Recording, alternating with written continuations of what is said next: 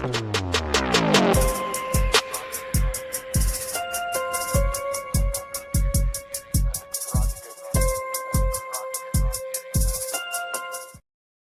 and peace, everybody. We're back. It's Tuesday. Happy Tuesday to you all. Hopefully you all had a fantastic day.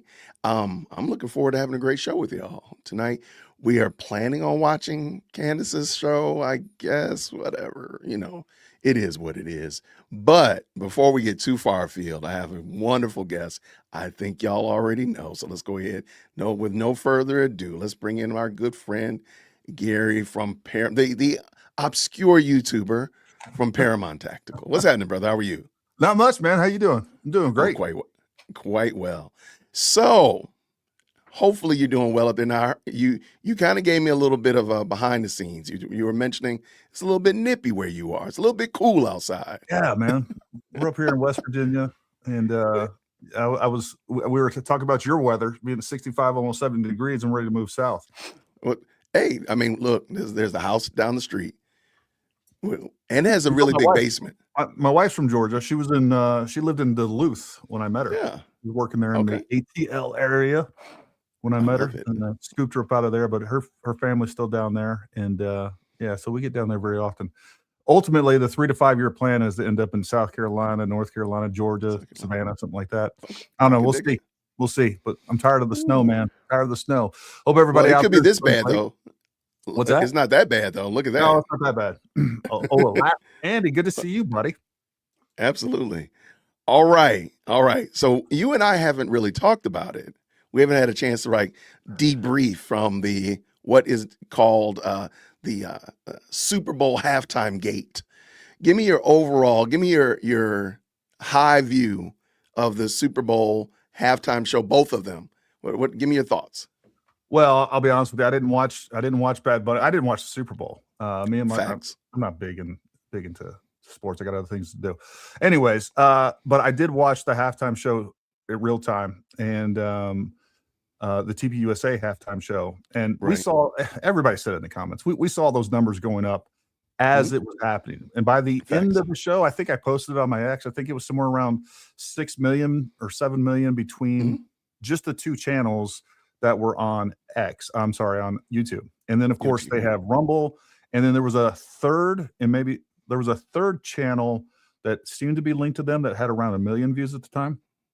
So and there were other content creators that were streaming it too. So lots, yeah, right. So you just go through the list, you can see, look, there was a lot of views, and these are all organic, real views, and the facts determine that as well. So this ridiculous theory that Candace is putting forth that these are all paid for views is just nonsense. And one of the things that I did look at as people kept saying these things is I actually went and looked yesterday at and I'll show you guys on this.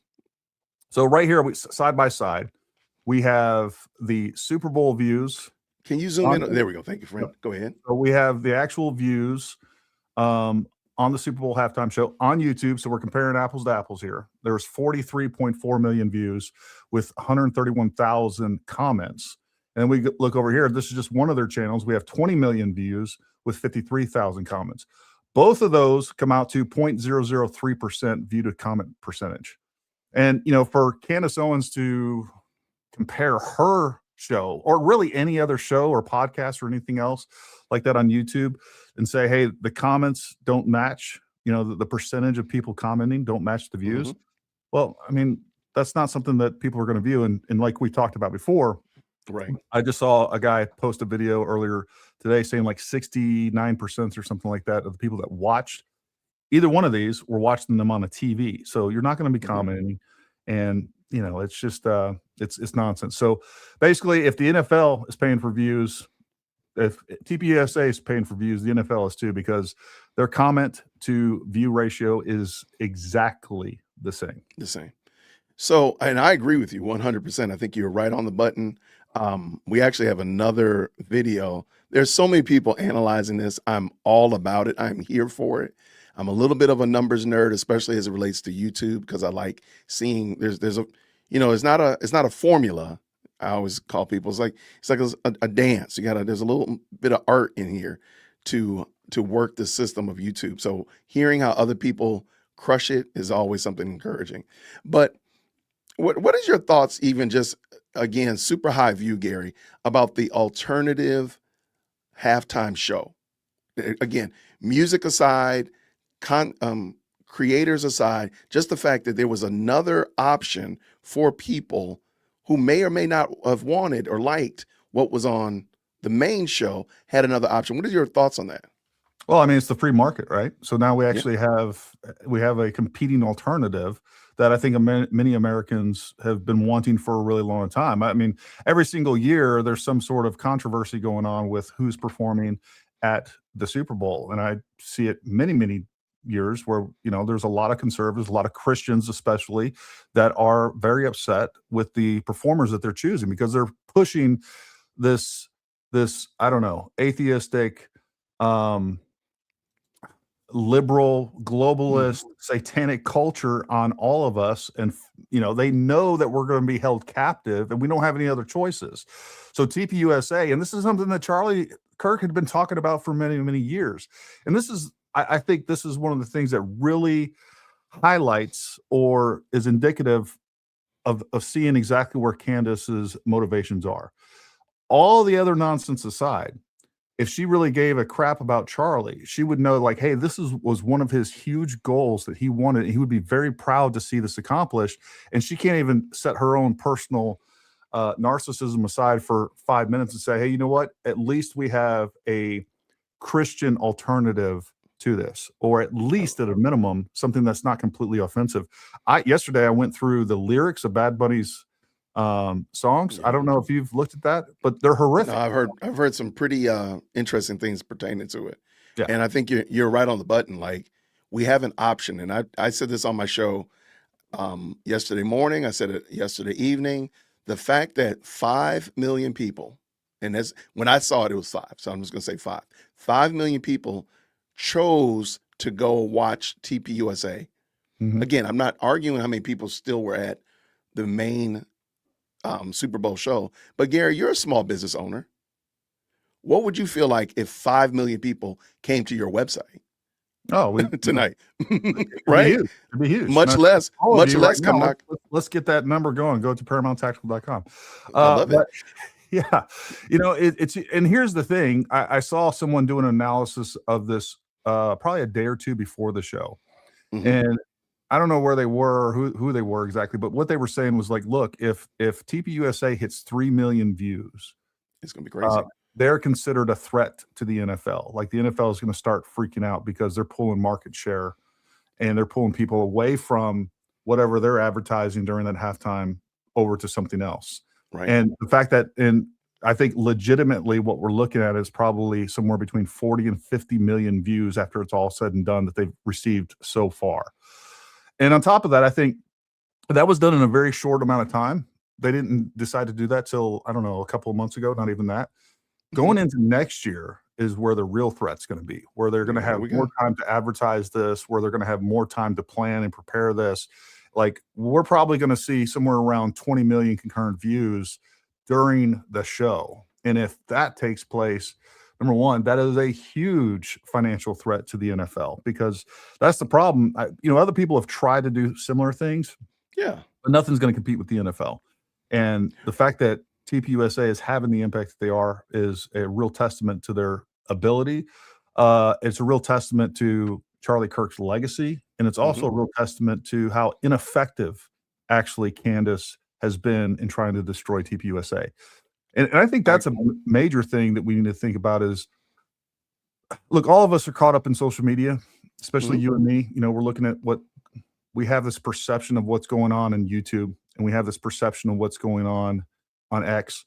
And we need to understand that, like, it's all the Candace cultists that are, really magnifying her presence, I think, more than reality. And I don't think she's been as effective as even you and I have perceived her to be. And I don't think what she's doing is kind of the reality of IRL. I don't think it's as a big impact as many people think it is.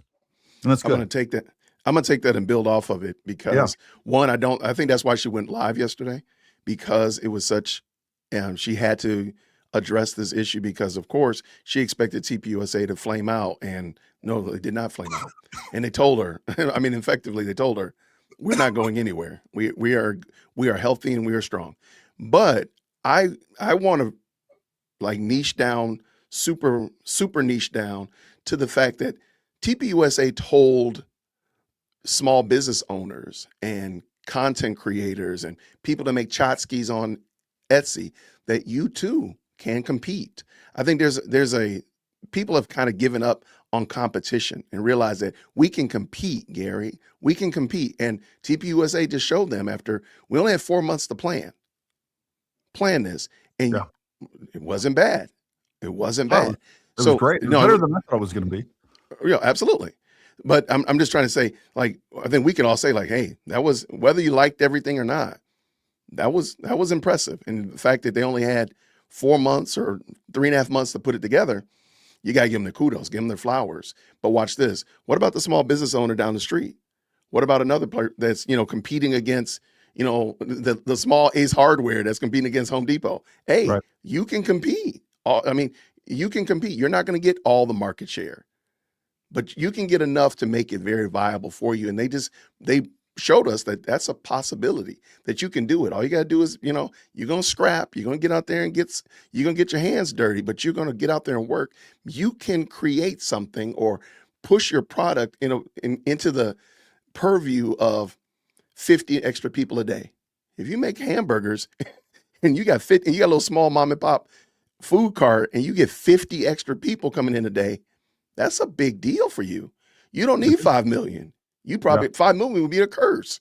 You're like, look, 50 extra people. Again, like I gave you an example, if 50 extra people came and bought something from your store, Gary, or went to, got themselves a cool hoodie from me, that would be a big deal. Yeah. That would be a huge deal. So I think that's something that we should consider. It is bigger than TPUSA, is way bigger than Candace. It's the fact that, hey, we can get out here and compete now. And I should be competing. That's essentially the founding American principle behind capitalism. One of the things I've always said is, like, capitalism to me is the truest form of democracy, right? You get to vote and choose with your money. And I think we as conservatives and Republicans, Christians, look, we are the silent majority way more, and especially in buying power, than I think we all realize. And while I don't believe in, just boycotting anything really, what I do believe is making sure that you're putting your money in people and causes that you believe in. And I would bet when it's all said and done, when we really think about it, the conservative right, people that are out there building businesses, working for a living, we probably represent around 80% of the real buying power in the United States. And I think we underestimate the influence and the power that we actually have to drive these markets. And we get a little black pilled, like, oh, it really doesn't matter what we do, but it's not true. Like, if we start putting our money, we saw where like Target, when people started getting upset that they were, pushing LGBTQ stuff in Target, that was a huge financial loss for them. Yep. And so I think we need to remember that, and all need to seek out anything that you're buying. Find things that you can invest in, find people and businesses that you can invest in that, represent your values, because where the money goes, the country goes. And we need to keep that in mind. No, I agree 100%. So again, even if you didn't like the TPUSA Super Bowl halftime show, you cannot get past the fact that 5 million people said, this is what I actually want to support. This is what I want to give my attention to. You got to give them that credit. And therefore, now with that being the case, now what if we all, I mentioned this on my show yesterday, what if we all went to TPUSA and let them know that we really did appreciate it, and just flooded their comment section, let them know, and on the Charlie Kirk show, because they streamed it there too, like, we really appreciate that. This is what we want to see. And hey, have you considered this artist? What about this artist? And so on and so forth. And let them know, like, we will be back next year.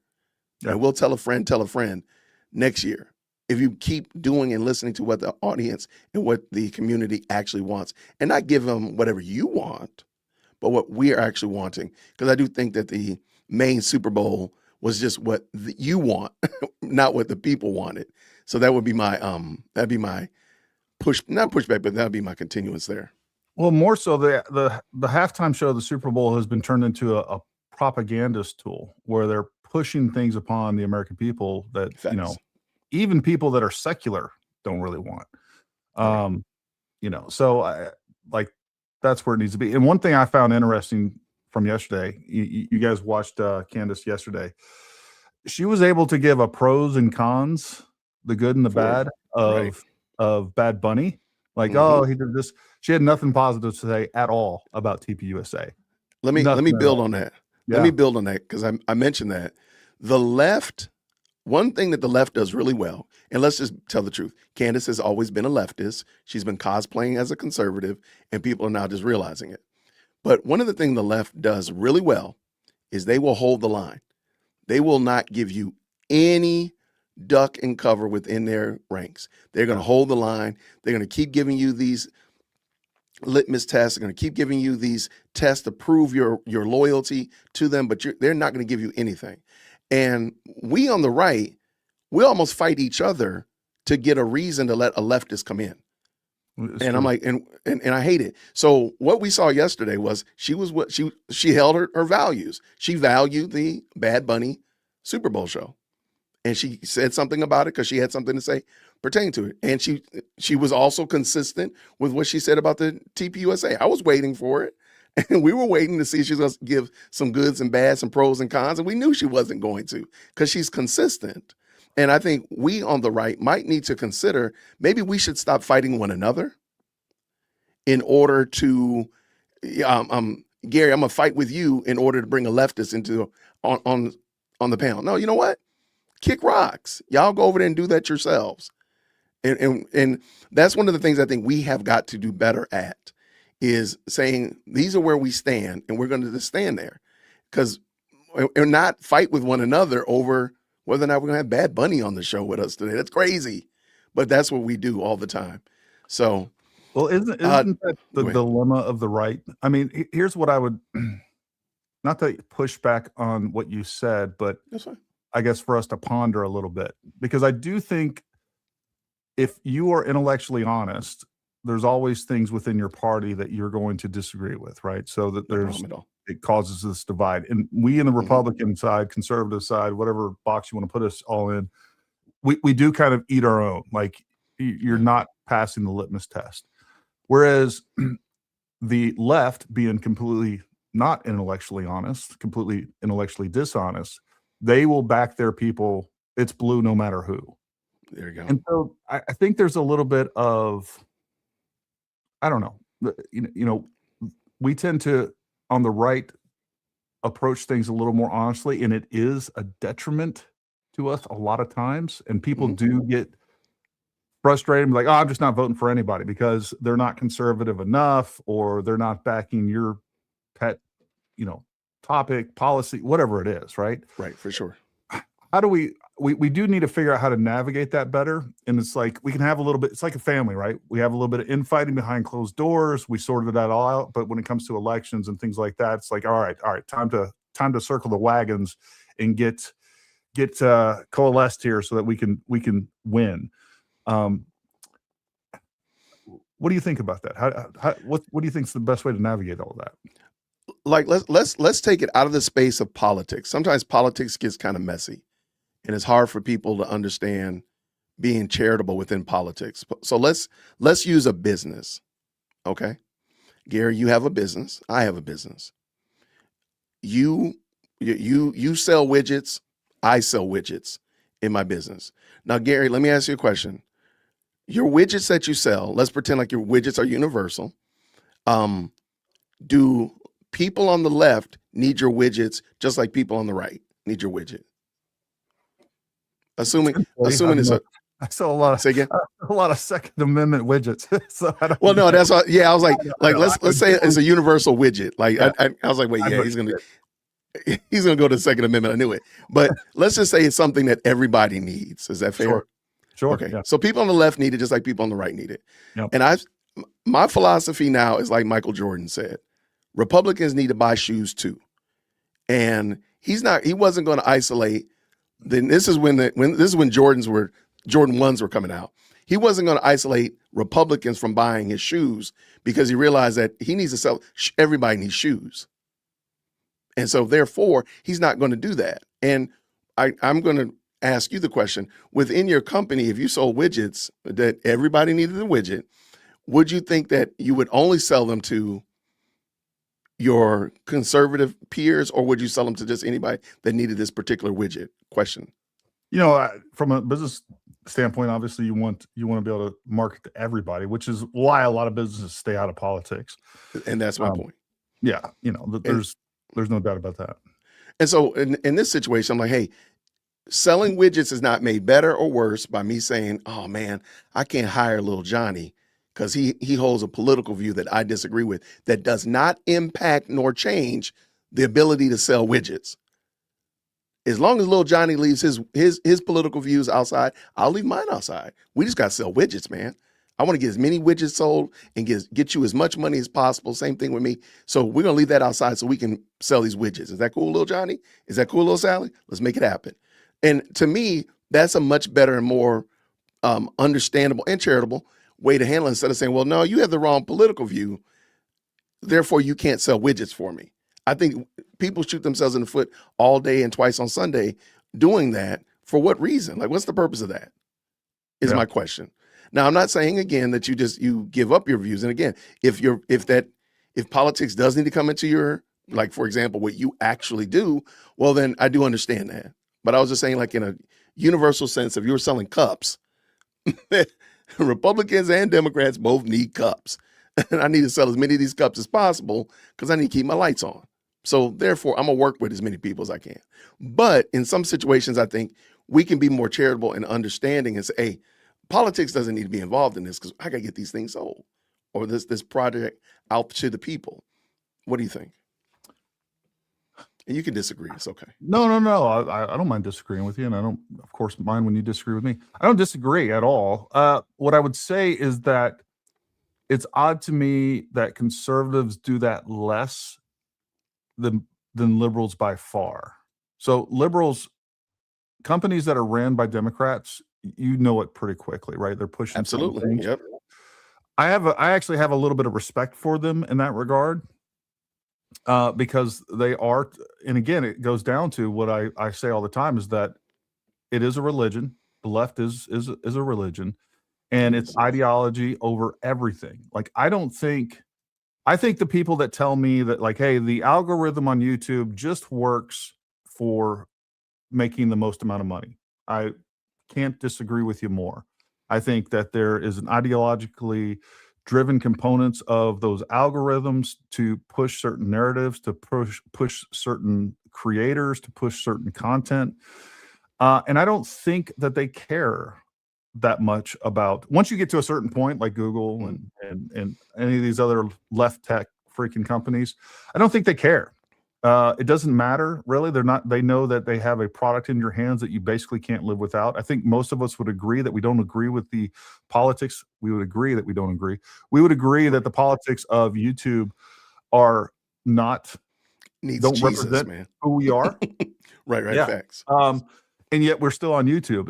And the reason is because there's no real alternative. Yeah, we have Rumble, but it sucks. I mean, just flat out, it sucks from a content creator standpoint. It sucks from the user standpoint. Like, trying to find videos and content you want is much, it's just not as well refined.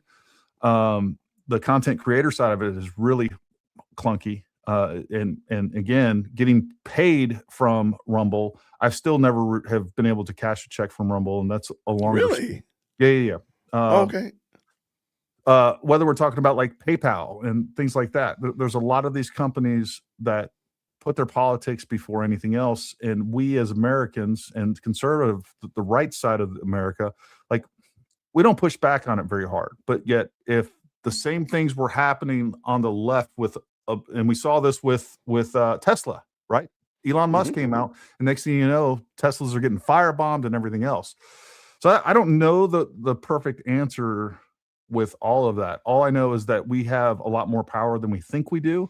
And while the right is inclined to get out there and start protesting and firebombing products because we disagree with the politics of whoever's running that company, I think we have more power than we realize, and there's probably more effective ways that we can be. But going back to the original question, I mean, to me, it's like we need to have these very robust primaries, because the original question was like, hey, how do we sort these differences within our own party and our own politics, and then make sure that we, at the end of it, we coalesce and have some political strength at the end of it, because we tend to get fractured.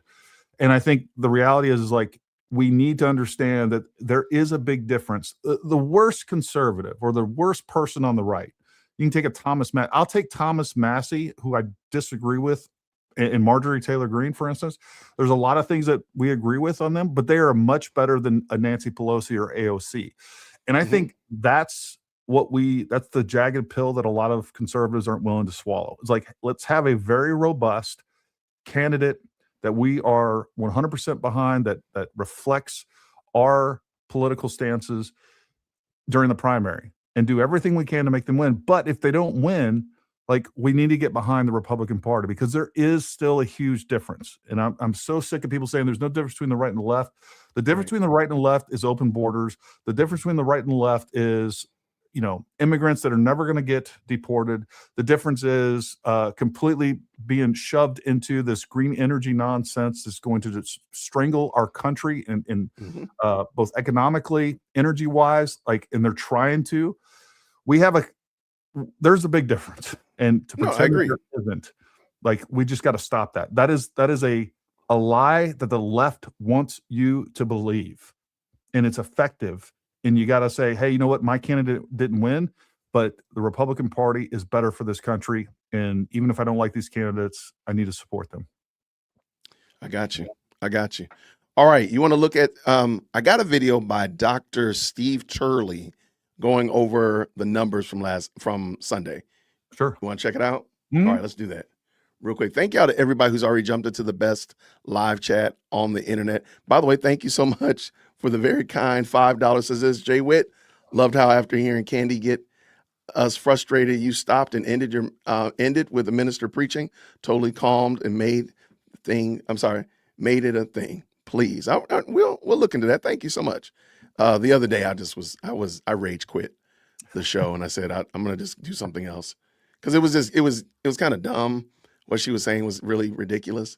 So shout out to all the Cantifa people. By the way, come on up here to the front of the church. People told me they don't like that I tell Cantifa to come up to the front of the church, because we leave them seats up in the front. And hey, real quick, I don't mean to interrupt you, but I want to get this comment before it leaves the chat. That is TFC 5675. The left allows abortion up to 9 months. I can't side with them. The left is also going to put everybody they can on welfare so they can control them.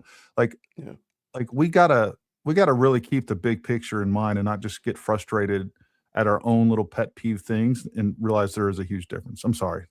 No problem at all. All right, I appreciate it. Let's go ahead and bring this in. Let's go. If you don't mind, green hearts in the chat when you can hear. There's a book that's sitting in your house somewhere that could use some dusting off. There's a man who died for all our sins, hanging from the cross. You can give your life to Jesus, and He'll give you a second chance till you can't take it. If you got a chance, take it while you got a chance. If you got a dream. What a night!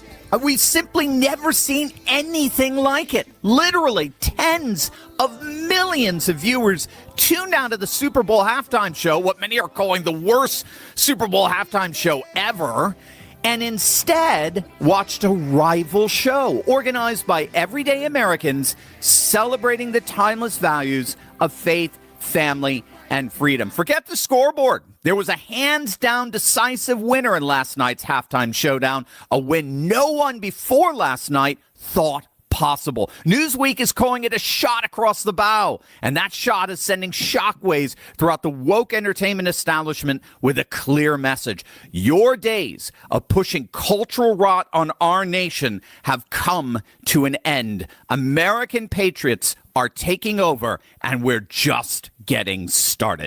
Hey gang, it's me, Dr. Steve, your Patriot Professor, celebrating yet another glorious day in Trump's golden age that you made possible back in November 2024. So if you want a front row seat on how you continue to change the world in ways you never even imagined, make sure to smack that bell and subscribe button.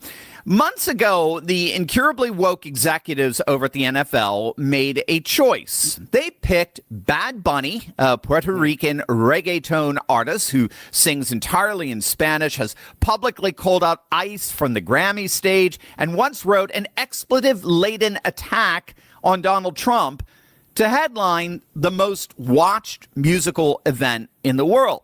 The president himself called it absolutely ridiculous and said all it does is sow hatred. House Speaker Mike Johnson called it a terrible decision and said he would have preferred someone like Lee Greenwood. A petition to replace Bad Bunny with country legend George Strait got over 120,000 signatures. But the NFL didn't budge. Commissioner Roger Goodell doubled down, saying Bad Bunny was part of a strategy to grow the league's international and Latino audience. So what happened when the show actually aired? Well, exactly what everyone predicted. Bad Bunny took the field. He performed 13 minutes entirely in Spanish. He paraded the flags of foreign nations across the field. He brought out Lady Gaga, Ricky Martin, and he closed with a political message, holding up a football that read, "Together we are America," right before declaring in Spanish, "My homeland, Puerto Rico, we are still here." I mean, it was by all accounts a horrible halftime show. In fact, video taken during the halftime show shows fans rather apathetic over it. I mean, you got a few dancing, but the vast majority are just standing there bored out of their minds at this ridiculous spectacle that they were being forced to have to watch. The stadium, frankly, looked dead. Within 30 minutes of the show ending, President Trump took to Truth Social and unleashed one of his most scathing takedowns of a halftime show ever written by a sitting president. Quote, "The Super Bowl halftime show is absolutely terrible. One of the worst ever. It makes no sense. It's an affront to the greatness of America and doesn't represent our standards of success, creativity, or excellence. Nobody understands a word this guy is saying, and the dancing is disgusting, especially for young children that are watching from throughout the USA and all over the world. This show," in quotes, "is just a slap in the face to our country." And he was right. The legacy media did everything they possibly could to run cover for, they showered it with feigned praise for this latest progressive fail. But the American people, they voted with their remote controls. And it was an absolute wipeout. An estimated 35 million people watched the TPUSA halftime show cross-platform. They pulled in over 25 million on just YouTube and Rumble alone. And given that there were so many watch parties, so many bars in Nashville that were watching it, I mean, the actual number of viewers is even higher than that. In fact, it was one of the top 3 YouTube live streams of all time. In fact, the TPUSA show reached over 18 million views on YouTube, all the while Bad Bunny's halftime show barely broke a couple of million. It was an utter humiliation for the woke forces behind this ridiculous decision to spend $20 million on a halftime show basically nobody cared about versus one that a lot of viewers, tens of millions, cared very deeply about. You even had fans tuning into the TPUSA halftime show at the stadium itself last night.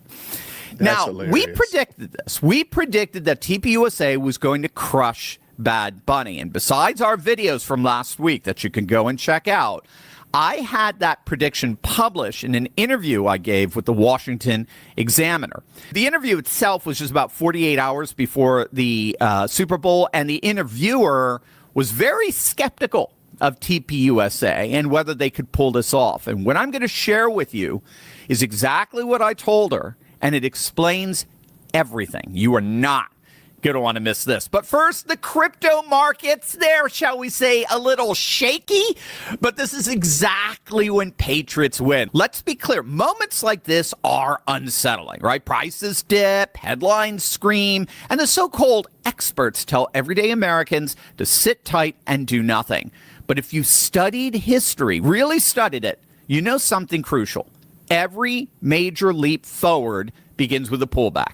Crypto is never moved in straight lines. It shakes out the weak hands, and then time and time again, it surges higher, rewarding those who understand the moment they were in. This isn't chaos. This is a reset. While political dysfunction and economic uncertainty continue to rattle the system, smart patriots are doing what they've always done. They're staying calm. They're thinking long term. They're positioning themselves for the rebound. That's why so many families, including my own, are turning to Block Trust IRA, not out of panic, but out of confidence. Their Animus AI technology works around the clock. My interviewer over at the Washington Examiner asked me a very direct question. Why on earth is Trump and the MAGA movement so obsessed with getting the approval of pop culture? That's how she interpreted, originally at least, this all-American halftime show. For her, it showed a rather strange desperation. So here's Trump and the Republicans. They've got all the power in the world. They have the White House. They got Congress. They got a conservative majority on the Supreme Court. And yet, they're obsessed with Bad Bunny. They're obsessed with an NFL halftime show, a Super Bowl halftime show. And they're desperately trying to get the approval of pop culture. Why? What gives? Here was my response to that. They're not craving the approval of pop culture. They're conquering it. Trump and the MAGA movement are not seeking pop culture's approval. They are demanding it. They're saying our team is bigger than yours. Your little Grammy get-together last week where you had a bunch of elites talking about stolen land is nothing compared to what we ordinary Americans can pull off together. We are real Americans. Bad Bunny and his woke elite are fake. That's what happened last night. It was a clash between two Americas, one that sees America as fundamentally evil and the other that sees America as fundamentally good. One that denigrates America for being racist, sexist, and phobic, and the other that celebrates America and its timeless values of faith, family, and freedom. That, after all, is why Bad Bunny is here in the United States in the first place. You see, that spectacle that you saw on the football field last night, hardly any of us watched it, but the spectacle that took place on that football field was indeed a performative contradiction. And you got to get this. Anytime you're talking with anybody woke, you got to bring this up. The performative contradiction is found in the fact that the performance itself admits that everything Bad Bunny and his woke elite stand for in their disdain for traditional America is a fraud. The reason why he and everyone else in that production was here in America performing that show is because America is a nation that offers more opportunity, more freedom, more prosperity than anywhere else in the world. That's why people risk their lives to come here. That's why Bad Bunny is here and not elsewhere. He's here because of all the unparalleled and unprecedented opportunities that this nation offers him. And rather than show his gratitude for the blessings that have been lavished upon him, he consistently and persistently disparages and denigrates the very country that afforded him so much opportunity in the first place. And that parallel halftime show, that all-American, note the inclusiveness of it, all-American halftime show, reminded everyone of the timeless values that have made this country the greatest country on the face of the earth. And it literally blew that woke monstrosity on the football field out of the water. As it turns out, there are far more people who are united by their love of America than by their hatred of it. Last night, something beautiful happened. Last night, millions of Americans didn't just complain. They didn't just post. They built something. They built their own stage. They lit their own lights. They sang their own songs in their own language.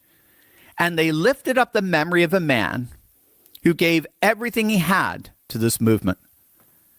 Charlie Kirk didn't live to see last night. He didn't get to see Kid Rock sing that song that he inspired. He didn't get to hear that crowd chanting his name. But I think he knew. I think Charlie always knew that if you give the American people something real, something true, something rooted in faith and family and love of country, they will show up. And last night, tens of millions did just that. So let the NFL have their foreign flags. Let the media hand out their fake praise. Let them tell each other how brave and groundbreaking it all was. Because out here in the real world, the one President Trump talked about, we know what we saw. Our America stood victorious. The America that prays and fights and builds and never, ever apologizes for who she is. That America last night conquered the culture. That America has already won. Hey there, Turley Talks family. Dr. Steve here. I'm coming to Dover, Delaware on... All right. What you got? How you feel about that, my friend? What you got? Well, there's two things that stand out to me. Number one, he talked about at the beginning that the reason that they continue to do this and they were pushing Bad Bunny is because they wanted to appeal to people outside of this country. And that seems to be the policy amongst the elites, is they want to bring in foreigners. They want to appeal to other countries. They want to buy favor with China. They want, like, this is the opposite of America first. And here's the thing, like, so you're trying to appeal to Latin-speaking America and or other countries. I don't really understand that, because you're going to have to replace, there's some logistics and money transfer there. Like, you're trying to get them to watch your show, but it's going to take 100 of these people to, number one, replace the buying power of one American. And on top of that, you're doing nothing but you're reducing production and sales and things like that here in America. So it's self-defeating unto itself. And I think we need to understand that. The other part of this is if you will, share my screen real quick. Sure. That I had one there. Hold on one second. Yep. Here we go. Look, these lyrics from Bad Bunny disgust me. And this is the other thing that I think that conservatives need to start paying a little bit more attention to. There's a part of me like, I don't even want to read this. But if you don't confront the reality of what's going on in the United States, you're putting your head in the sand and you don't realize how bad it actually is. And I think these are things that if you care about this country and you call yourself a conservative, that you need to confront head on. And I want us to look here, P with D, D with A, P with D, D with A. Like, this is, just read this. Oh, It's horrific. And that's not even the worst parts that we get over here. oh, okay. All right. That's how This Bunny is get what's down. played at our halftime show here in the United States. Like, and we need to understand it. And folks, I think we need to understand too, as this is what our kids are listening to, and they're listening to these types of songs on repeat. And I talked about this yesterday on my show. Look, my kids are great. They're Christians. My youngest son was just baptized a few months, like 2 or 3 weeks, about 2 weeks after Charlie's death. We decided to start making sure that we were going back to church. But they've always been level-headed, good Christian, conservative kids. But if you allow your kids, no matter how good they are, no matter how well you've raised them, and you allow them to listen to music and things like this, like music is the ultimate, it's the ultimate indoctrinator, right? The more we listen to this stuff, the more it plays through our head, the more it has an impact on us. And maybe your kids won't turn it into some degenerates or something like that, but it normalizes this insane behavior. And I think culture, pop culture, and music is one of the tools that the left has used to get us to where we are today, to where we have gotten to the point that most Americans will be like, you know what? Boys can dress up as girls and go into the little girl's bathroom and it's okay. Like this is one of the tools that the left uses. And by the way, Satan uses to get into our minds and completely brainwash us into believing that the insane is sane. And we need to not, I don't know. We just need to not avoid these types of things. We're talking about, real quick, I just want to show this is less than a minute, and I think it's worth. Hold on one second. Ladies and gentlemen, I have Hold on, wait. Sorry about that. No, you're good. Go ahead, zoom in. There we go. There we go. Information absolutely destroying the Candace Owen narrative that Turning Point faked their viewers, saying that the views to comment ratio do not make sense. Just like I reported earlier today, here is the actual analytics. You will see that the number 59% was on TVs. People were watching it on their TVs, Candace. That's why the comments don't match the views, because they were watching it on their TVs. This is what actual evidence looks like. Turning Point USA not only dominated and sent a shockwave through the world, and especially the NFL, and apparently Candace Owens, they have the number one live stream of all time. Absolutely incredible. This is real evidence. These are real facts. Absolute staggering numbers. Breaking news. So there you go. No, I'm right there with you. I agree with you. I think we do need, of course, I think part of the problem is we've given up entirely too much ground, but the place that this is fought is not in the culture streets, is not in the out there. It's actually, I'll be honest with you, a lot of this culture war, because you do know culture is downstream. Yeah. People make, culture the fountainhead. Culture is not the fountainhead. Culture is downstream from religion and faith, and therein is the problem. I've challenged that most of these problems can be fixed from the pulpit. A lot of these problems can be fixed from the pulpit. And people now understanding like, oh, okay, there is a problem in my culture because of what I understand from scripture.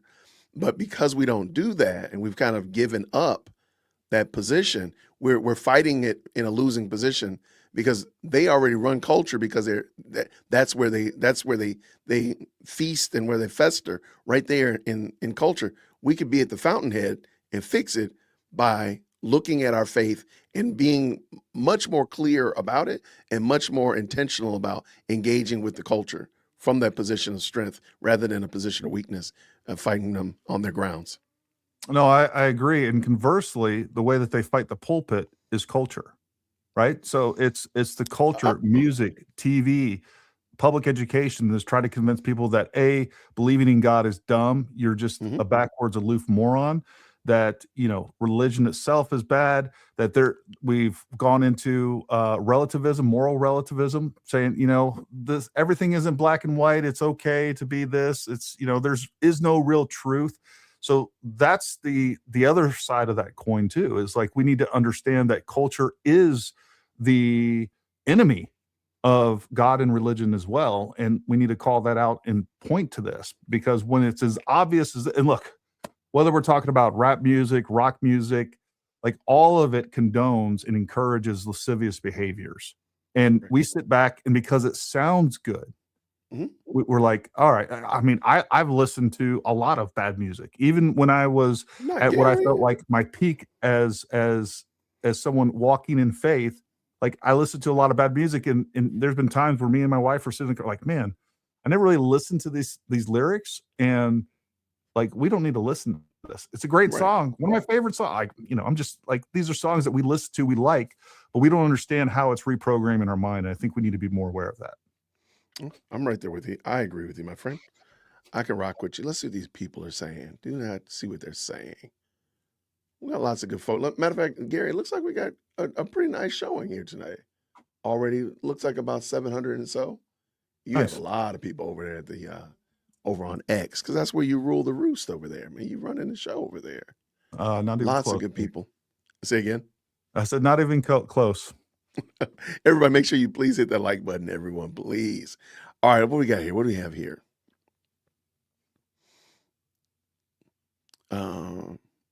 Do not doubt. I am trying to confirm real quick. Somebody in the chat said that was not the songs that were sang at, and I do want to look, first of all, I'm not Spanish, so I don't know. I didn't even watch the show. Don't care to. I do want to make sure that we are being factually correct. That's fair. Somebody said that is not the actual song. What I can tell you, just looking this up, is that he sang apparently 1, 2, 3, 4. Looks like he sang 5 songs in that, and I'd have to go to make sure that that is indeed correct. So I have heard from other people and confirmed that that did speak Spanish. As a matter of fact, there was somebody in the chat that said they spoke Spanish, and that is what was said. So I will, before the end of the show, we'll get some of that cleared up. I'm going to run this through Grok and some other chat GPT, and we'll see. Okay. We'll correct the record if I'm wrong. You're right. I want to make sure we are being accurate on this, right? I got you. No problem with me. All right.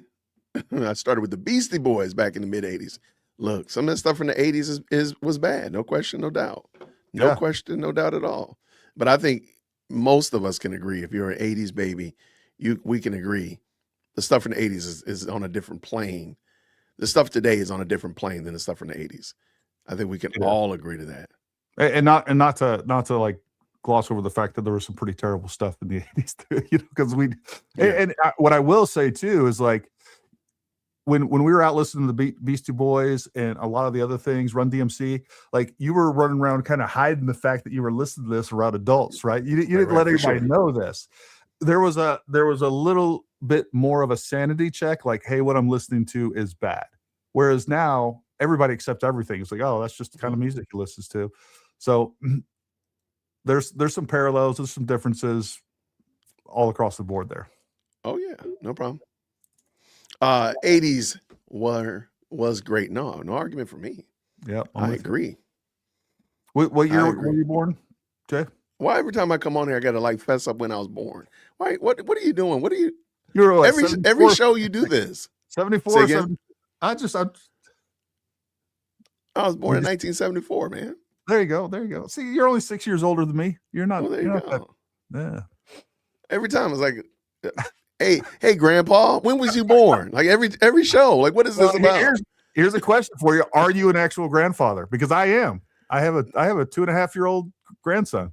Oh well, then you're the grandfather. Absolutely not. I better not. I'm Papa Gary.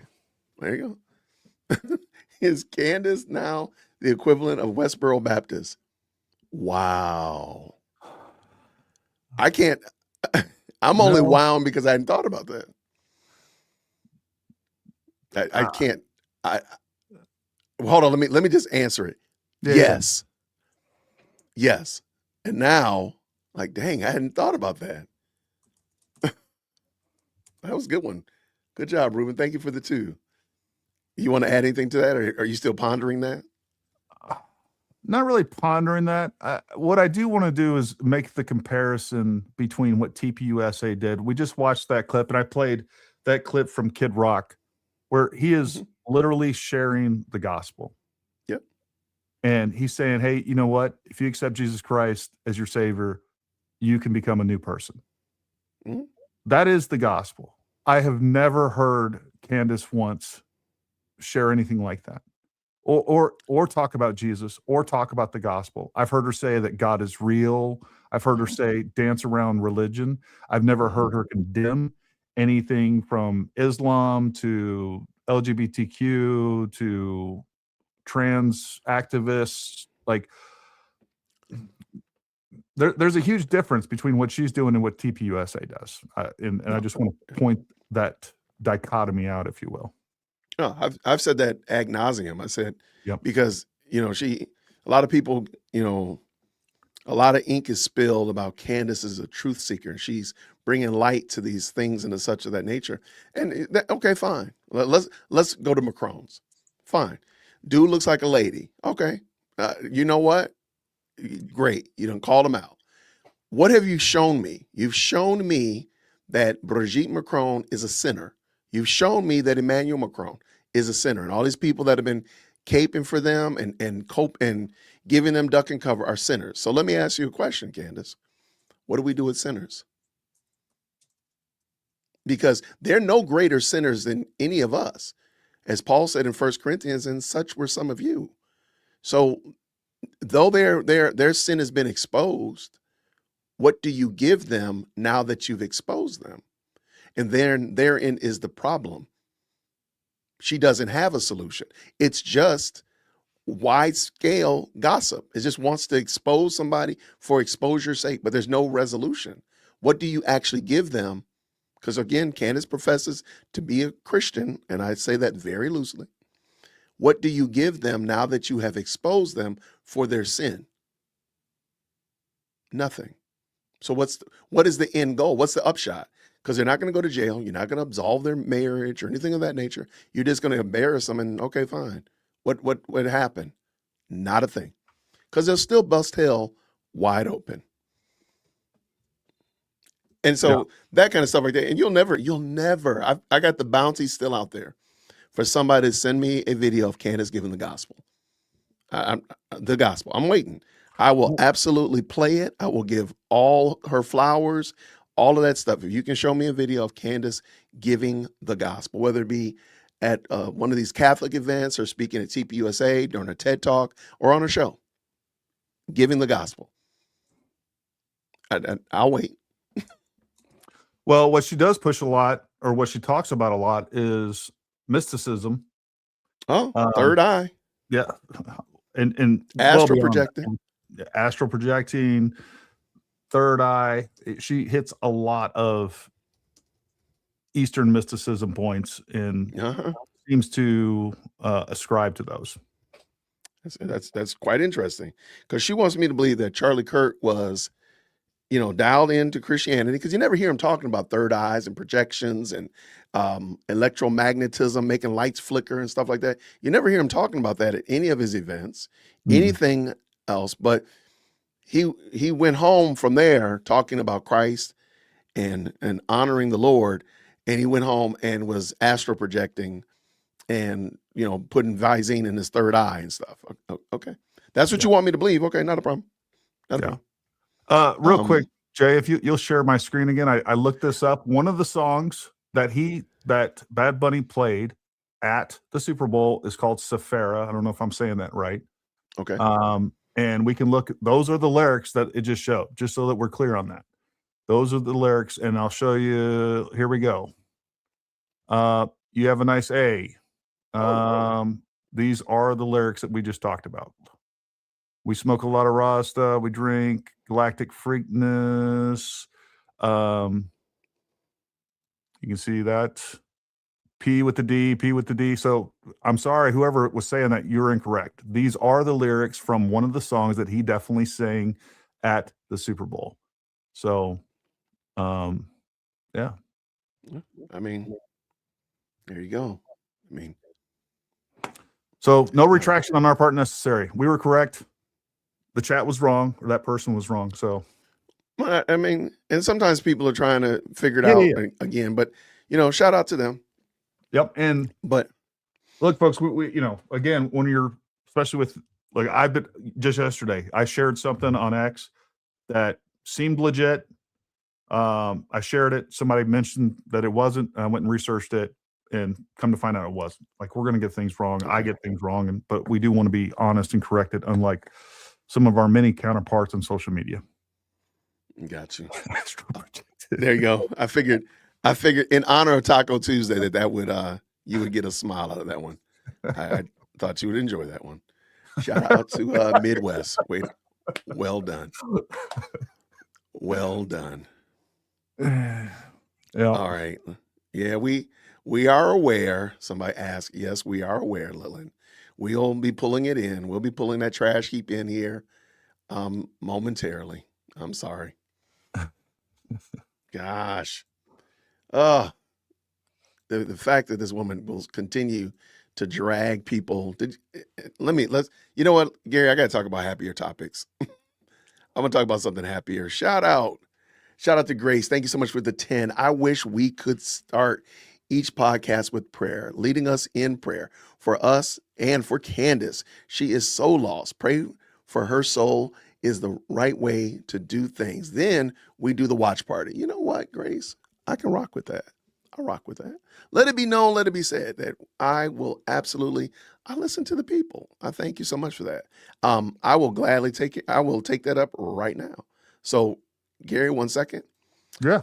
Father, I thank you today that we have a chance to gather on this means of technology, to have this watch party, to have a great conversation with Gary and the live chat. I pray, God, first of all, that you will, we acknowledge that we're sinners. We acknowledge that we are falling short just as much as anybody that we point our fingers at. So, Lord, we recognize that. And I just ask that, Father, those who are trusting in Christ will run to the cross and recognize that, Lord, our salvation is in him alone. And those that are here that are not, I pray, God, that they will hear something, see something, and recognize that, Lord God, that the path for redemption runs straight to the cross. And we thank you for that time. I pray, God, that you be with my coworker, my colleague, Gary, Lord, and bless what he's doing on his channel. I thank you for what you're doing here on this channel. Thank you for everybody in this live chat, those who will watch now, those who will watch later, those who are offended that I'm praying. I pray that, God, you will bless them as well. And Lord, I pray that you will do something miraculous in the life of Owens. I pray, God, that you'll convict her heart, that she'll recognize the sin that she is in, that she'll realize that, Lord, she is a sinner in the hands of an angry God, and that she will run and flee from the wrath to come to the cross, the same cross that we all run to. We thank you for that time, God. Thank you for the admonishment to pray. And I pray that we will continue to do that all the time. In Jesus' name, we thank you and pray. Amen. All right. Thank you so much for that. I appreciate the challenge. Thank you very much. Remind me. Now, sometimes I do pray with my colleague before we start the stream, but I need to do that more often. So thank you for that, Grace. I appreciate the challenge. What does SD say here? SC, I remember when Michael Jackson's song Billie Jean was questionable. Hey, are you guys excited about that Michael Jackson movie? I'm telling you. Have you seen that, Gary? No, I didn't know there was one coming out. There's a biography coming out, a Michael Jackson biography in April. It's his nephew, is one of his brother's sons that is playing Michael Jackson. The family was the trailer looks amazing. I was like, yo, I told Lady Dearwell Christian, we might have to do a date night. So it's coming out in April. It looks really good. If you just want to, it looks like a feel-good story about Michael Jackson, which I think is, at this current moment, as far as I know right now, it looks really good. So I talked to somebody else today. They were like, yo, I'm excited. I haven't been excited about going to movies in a long time. So anyway, shout out to SC. Thank you for that, my friend. All right. What do we got here? Well, there we go. Jean just says, hey, she has no question. She has no comment. She just what? Just purely loves the game. Thank you so much for the 2. I appreciate it. Now, you know our friend Amethyst Angel. She's trying to run. You know she loves our channels, Gary. So she says this. Thank you for the 20, by the way. She says this. 80s parents still held some moral standards. The real OGs, when Miss Rose came around the corner with her groceries, the bottle went in the bushes, the cussing stopped, one took her bags in the house and didn't touch a thing. Shout out to Miss Rose. You're right. Those were the days. Those were the days, Amethyst. You're right. I appreciate it. And then last, we got Slayer. Princess says this. Thank you, Jason and Gary, for being Christian men, standing up for what is right with courage and a backbone. Thank you, friend. Appreciate it. Gary? All right. I know you don't really like this, Gary. I know. But it's almost go time. It's almost go time. You know what? It's What's that? important. That's why I can't stress this enough. And, I get this question, often ask myself this question. There's so many things that you and I could be covering that would be more Absolutely. enjoyable, that would be more beneficial, that would keep us out of the spotlight in a negative way and off the eye of Sauron, that is Candace and the cultists. Absolutely. And we could be neutral and just go on about our day. Yeah.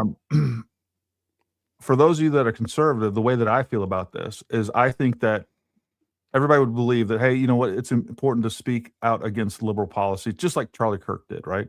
Everything that he talked about, from the socialism aspect of it to like we were talking about, the culture aspect of this.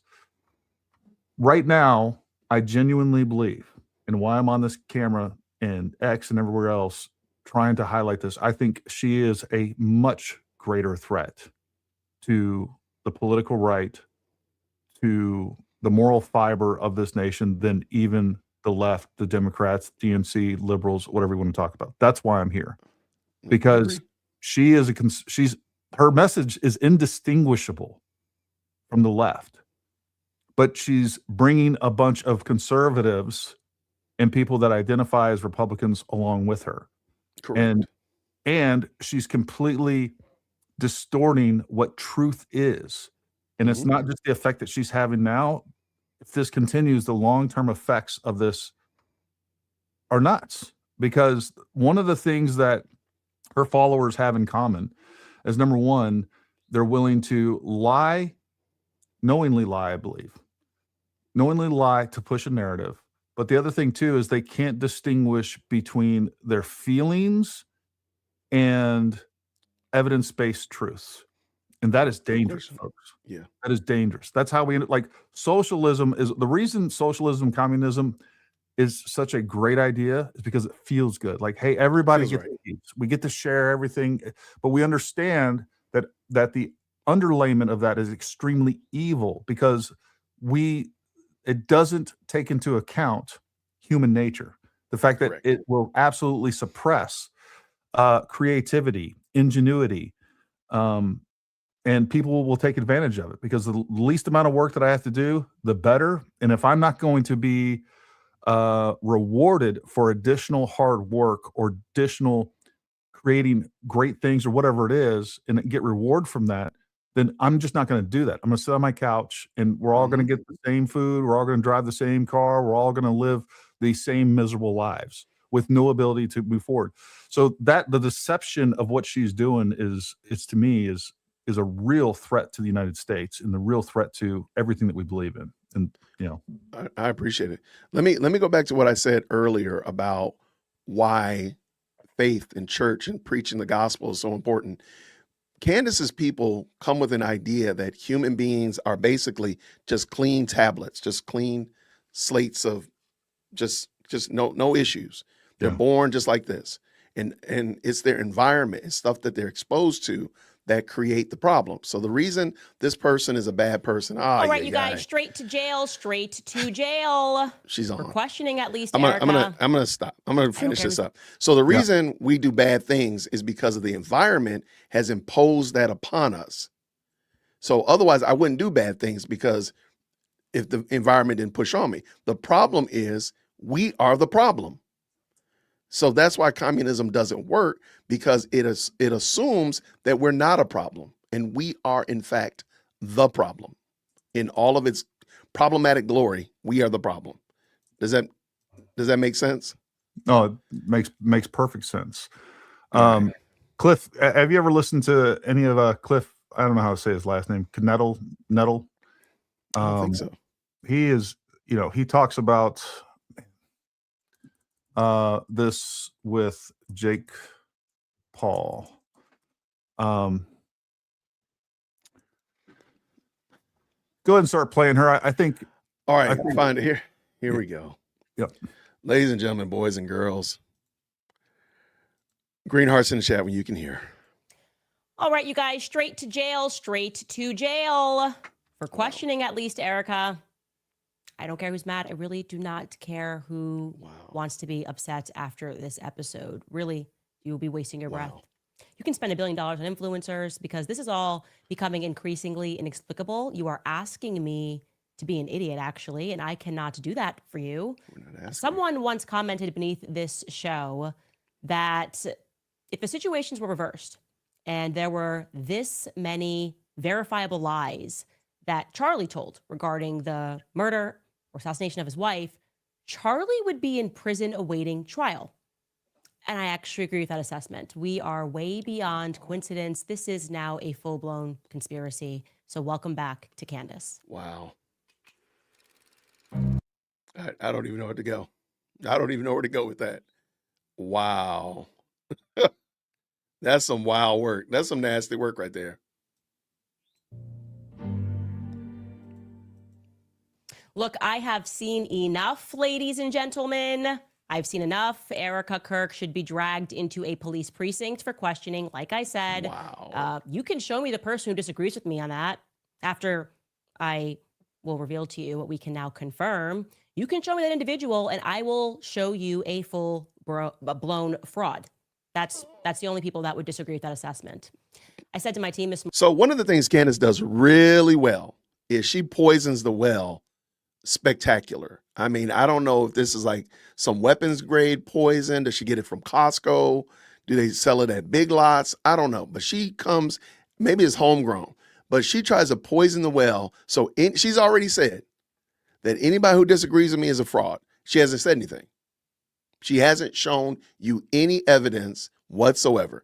And I always encourage you all, keep track of how many things she throws out. I got a feeling today it's going to probably be amazing, the amount of things that she throws out here today.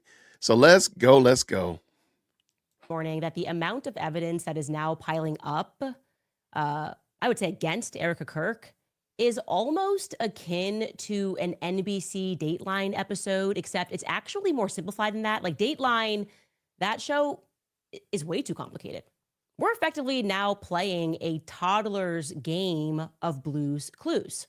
Now, for my international friends who don't know what Blue's Clues is, it's a child's program here in America where toddlers follow along a massive blue dog as he puts his paw prints on certain clues around a house, 3 clues. Then they try to put together a picture in the end. What is Blue trying to say?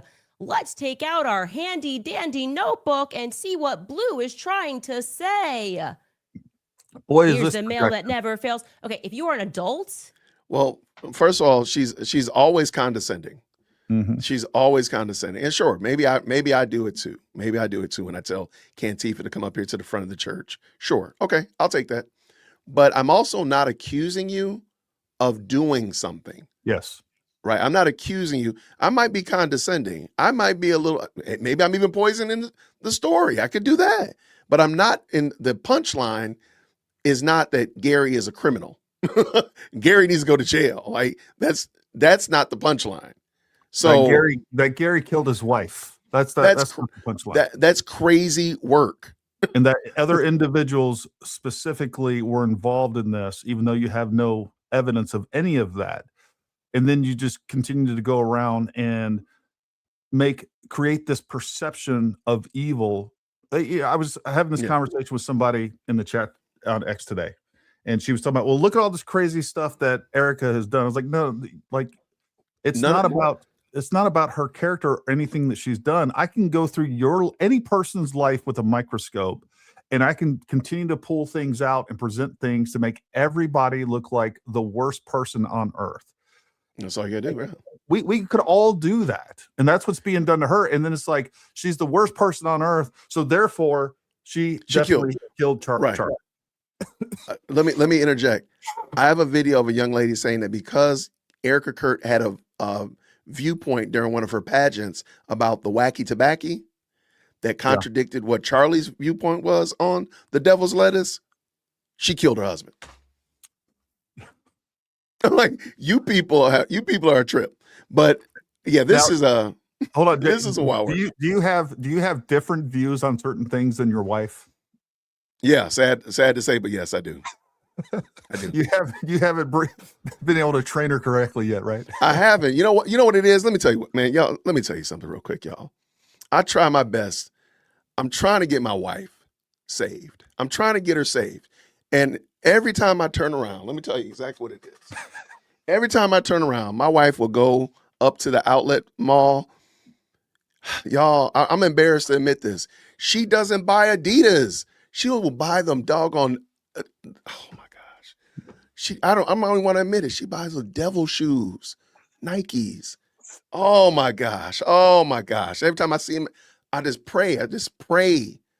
Every time I walk into my kitchen, because there's sometimes she leaves them devil shoes down here in the kitchen. I'm like, oh my gosh, it's terrible. So yeah, my wife holds sometimes, man, y'all pray for Lady JWhit Christian. Pray for her, man. Pray for her. Oh my gosh, it's horrible. Okay, let me move on. Gary, what about yourself? Yeah, I mean we got a lot of things different for sure. Y'all got devil shoes in your house too? Fun, though, right? That's what makes it great. That's what makes it great. But I think the issue also is, Gary, this was like 7-8 years ago. Did you hold views 7 or 8 years ago that you may don't? Yeah, clip that you maybe don't hold today. Is that fair? Sure. Oh, sure. I wasn't a Christian 8 years ago, so there's a high probability everything I held to back then, we had a problem. I have a problem with today. So, and I bring that up only because Candace doesn't seem to understand that. So I'm going to go on a limb. A lot of the stuff that she's going to call Erica out about is going to be stuff that probably a normal person would say, yeah, you just grow and change from that. But let her go. Let her go. You ready? I'm ready. Let's do it. But are we really? Are we really? That is capable of basic logic, then I can tell you that Blue's Clues is probably not for you because it's not that exciting. It's pretty obvious, you know. Discovering that 1 + 1 = 2 is a very elementary concept, and that's effectively what that show is. And we are now arriving at that moment with Erica Kirk, and I'm going to tell you why. So yesterday and last week, we introduced to you Erica's best friend for over 15 years, a woman by the name of Tracy Martin. We were working off of a tip that Tracy may have been with Erica when Erica got the call from Elizabeth and Mikey McCoy, because they were both on the phone, even though that was never revealed to the public until later. Tracy, I am told, because she's privatized her public profiles, but I am told that she has denied that claim. Okay, let's assume Tracy's telling the truth and that she was not with Erica on September 10th. That's not even relevant to what we're about to reveal to you, because what Tracy cannot deny is that her daughter is indeed Erica's assistant. Oh my gosh. Oh my gosh. And I want to be very clear here that this young Gary, throw her under the bus. How dare she have a job? My God. How dare that woman have a job? Like I forget what was the claim that this Tracy Martin, I know she had her on yesterday. What was the nefarious claim about? To be honest with you, she never really explained it. She hasn't explained it, but apparently was Border Patrol or something along those lines. Her husband allegedly worked on Border, but she actually doesn't know that.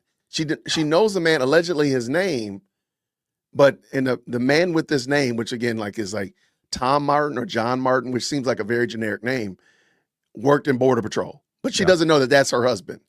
His name is just John Martin. One of the I looked this up yesterday. There was like 3,000 people just in Arizona that's probably named Tim Martin. I mean, it's one of the most common names. My mom's maiden name was Martin. She's probably. Well, hold on. Where were you? Hold on. I just where was she? Myself. Oh man, you're in trouble, Gary. Y'all put your YouTubers going to jail now. Right. Y'all put Gary in the chat so we can let him know, man. We know, Gary, we don't know what you did last summer, man. We're gonna put Gary in the chat. Oh my gosh, this woman is so exhausting. A woman did nothing wrong. She's not done anything wrong. I'm intentionally choosing not to name her daughter because I don't want people to stalk her, to reach out to her, or to try to learn anything about her life. So this is an admission. In many ways, she's just beginning her life. Okay. Admission that anybody that she names, she knows is going to be attacked, stalked, and everything else. Again, I've had death threats. I've been doxxed. People right after I got doxxed, people vandalized my property, like within like 2 days of that going on.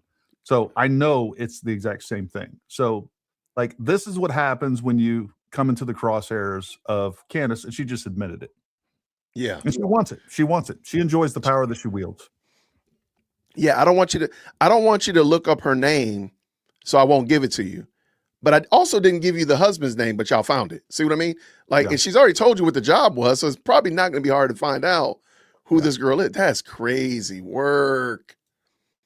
Oh, that's nasty work. Right? She doesn't get to choose who her parents are. And who among us would not jump at an opportunity to go work with the wife of the CEO of a massive student organization like Turning Point USA? You would accept that job gleefully. That's a wonderful opportunity in life. So I just want to overstate here that this young woman needs to be left entirely alone, okay?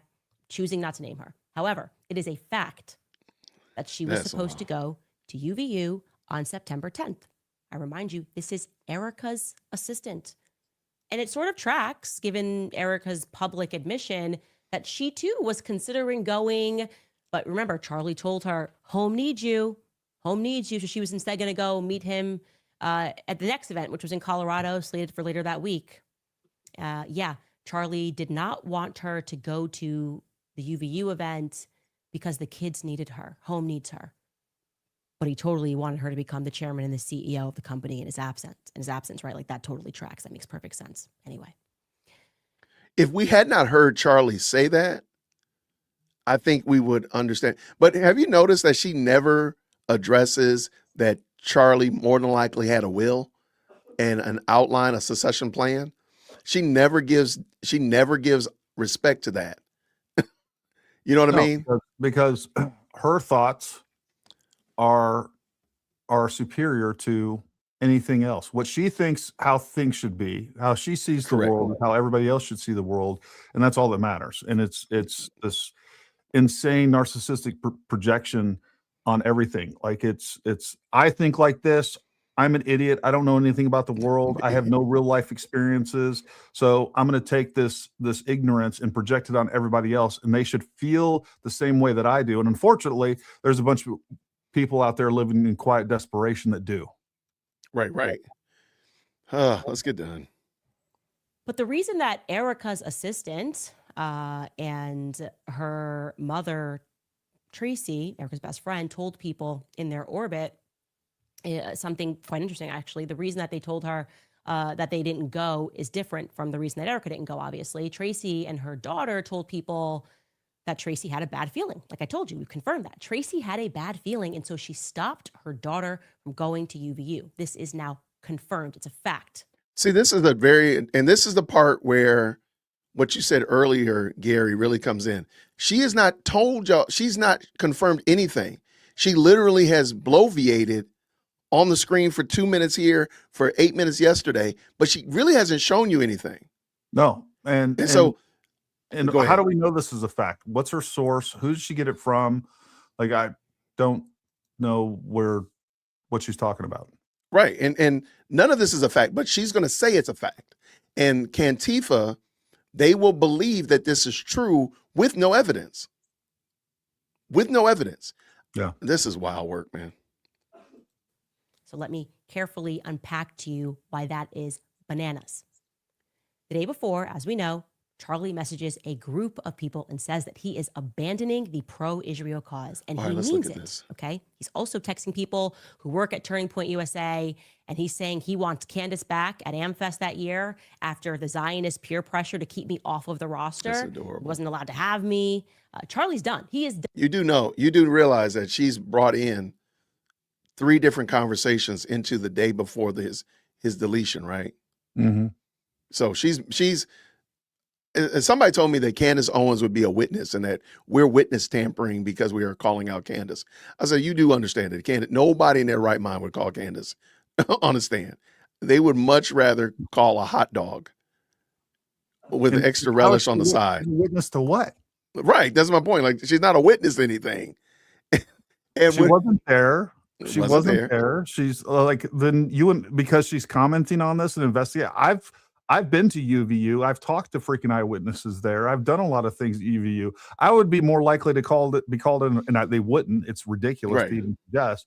But like, she has no proximity to this whatsoever outside of she worked there many years ago, and she knew Charlie many years ago, and hasn't received a text message from him in 3 or 4 years. Like, they weren't friends. I mean, I think that's obvious to anybody with a brain. But yeah, she would be. If anything, it's her witness tampering, or at least tampering with trying to prejudice a jury against the current actual evidence. Yeah. All right, let's get this done because we're not going to be all night. Done. That's now a fact. He signals to his troops that he doesn't care about the money, does not care about the money anymore. He wants them out. It's like 19 different He then topics. has what looks like an emergency Zoom call with Rabbi Wolicki. Now, I want you to bear in mind, this is 4 a.m. in Israel. Rabbi Wolicki lives in Israel. It's 4 a.m. and he's going to jump on this call with Charlie. And he was just on this chat. He was on the chat 2 hours earlier before this call when Charlie said that he would no longer be bullied by Jewish donors who play into all of the stereotypes. That chat, that notorious chat, which also featured Josh Hammer. Okay. Josh and the rabbi 2 hours later are going to jump on this call. And later on, after Charlie was assassinated, Josh and Erica, in a different time, to my face, they're going to say that chat was really not a big deal. That chat wasn't a big deal. Charlie was just blowing off a little bit of steam. He didn't mean it. He never once blinked. You do realize how Candace has made this. This is main character syndrome on meth. And she has now inserted herself into this, that somebody lied to her. Yeah. Like you, I mean, again, maybe, okay, fine. They lied to you. Who are you? Who are you? You're nobody, Candace. And none of this actually changes anything. Nobody's going to get arrested. Nobody, I mean, a lot of the evidence that you've gotten the wrong way. So that wouldn't even be considered. Who are you really? What is the game of this? What is the long-term plan of this? Well, I love how she On played his that support- clip. I love how she played that clip yesterday of that representative saying that she's never heard Candace say anything anti-Semitic. Correct. I don't know.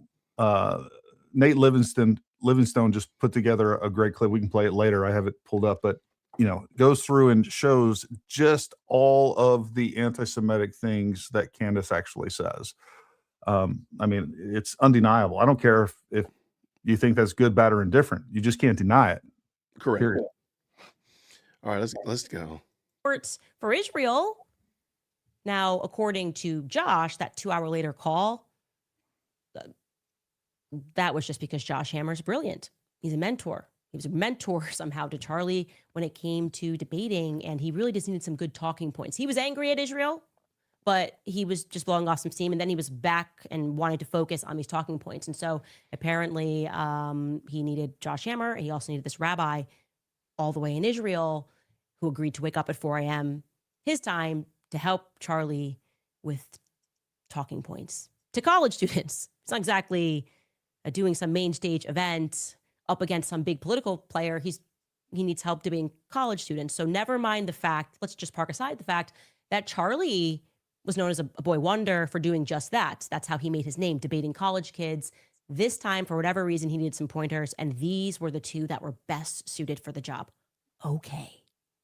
What we know happens thereafter is Charlie concludes this call with Josh and the rabbi, and then he sends off text messages to his security chief, Dan Flood, also to Andrew Colvett, and he says to them that they are going to kill me. Who is they? Well, Erica wants us to believe that he was referring to the left, or maybe even an Etsy witch, right? Some Etsy witch who put a curse on him.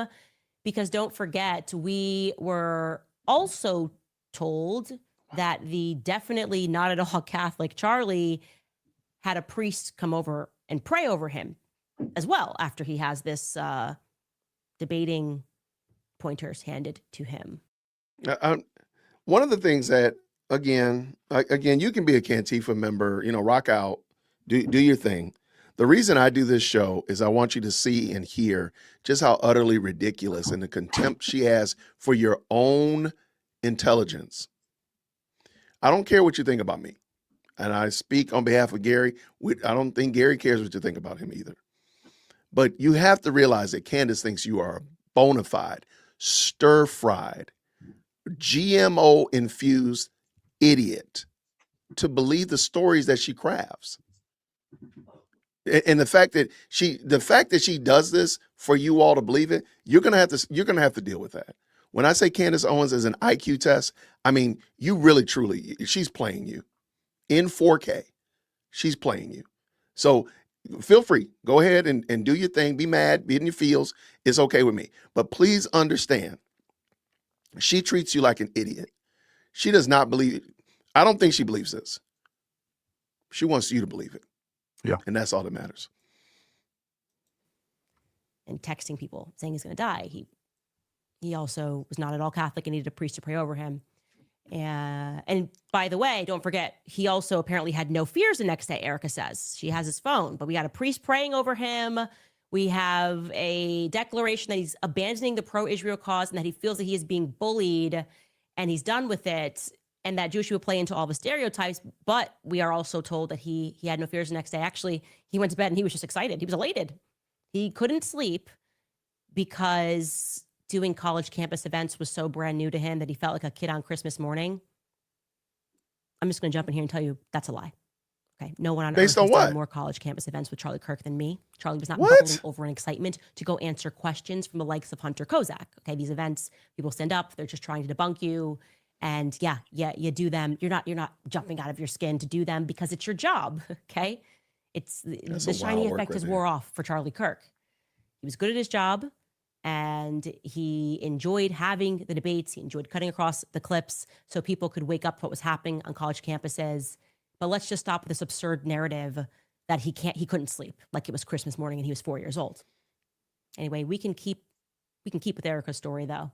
Let's just stick with it. Actually, she's high on Charlie Kirk is high on life over a routine college event, and now he's up and pacing around the house, not in fear. Who said that? Just in excitement. This Who is like said Disney what World you're for saying? him, going to UVU. This is the part, like Candace inserts herself into these people's marriage, into their intimate conversations, as if she actually knows it. Charlie was up pacing the house. Who said that? Who has said these things that she's saying? Book, chapter, and verse in context that she said that this was said. Well, like anybody but her. She also assumes she knows why that is going on. That's the other thing too. It's like, even if she was told that, you have no idea what was bothering him or why he was, if somebody was upset or they were mad or like she just, again, she bilocates her brain into someone else's brain that in the past and can now tell you exactly what they were feeling, seeing, thinking, and can just lay it all out for you because, you know, we're too dumb to realize that there's no way that she has that information. And please understand, I need a secondary source. Candace is telling you what stop and think about what you're saying. Yeah. Candace is telling you what her ops said. Like, stop and think for a second. Like, we need this corroborated by some other sources, don't you think? Wouldn't that be fair to say, hey, we need to get this from another source? You might have a vested interest in depicting Erica as nasty and as grimy as you can. Maybe we can get somebody else to confirm and corroborate what you're saying. I don't know. Maybe again, especially if you're somebody who professes to be a Christian, you can't take the word of just one witness. We don't have another witness. There you go. Let's go. Oddly, however, what we can confirm to you is Erica's best friend and her assistant did have fear for some reason. Charlie's good. He's excited, but they had fear. For some reason, Tracy Martin told her daughter, who's Erica's assistant, not to go to this event. They pull her back because Tracy sends how's that right there? Yeah. But that's just mommy. Look, how does she know this? I'm sorry, go ahead. Yeah, well, sorry, go ahead. Know is that Charlie did have fear, legitimate fear. I've talked to Brian Harpole at length about this. Yep. Charlie genuinely felt that it wasn't a matter of if, but a matter of when he was going to be assassinated. Gotcha. They all had fear of this. And as a matter of fact, you know, that was one of the things that Brian Harpole, if you can go watch my interview with him, like even in some of the worst places like Berkeley, like Charlie, even though that he thought that it was a really good chance he was going to be killed, he stepped up to the microphone and didn't put glass barriers and wouldn't wear bulletproof vests or any of these things, wouldn't take these precautions because he had a job to do, and he was doing it not because he was fearless, but in spite of fear. In spite Like of, right, these people, like he had been getting death threats, legitimate death threats that the FBI has many times investigated for years and years and years. That's why he had security to begin with. But Brian Harpole, one of the things he's talked about was like Charlie would just go off into crowds and and I would tell him like, you can't do that. He's like, no, I'm going to do it. What is he going to do? Bag him up, take him, haul him off to the car? No, you just go in there and do the best you can and try to mitigate the risks you can. Charlie was doing everything that he was doing because he didn't want the left or these terrorists that are threatening him to win. He didn't want to modify his behavior because it wasn't that he didn't think that they would kill him. He did, but he stepped up to the plate anyhow, in spite of that. And I would like to think that I would do the same and other people would do the same. Just like when I was in the military, every time like we would go on these high risk missions and it's like, man, you know what? We're probably not going to come back from this, but we're not going to stop. We're not going to stop doing what we're supposed to do.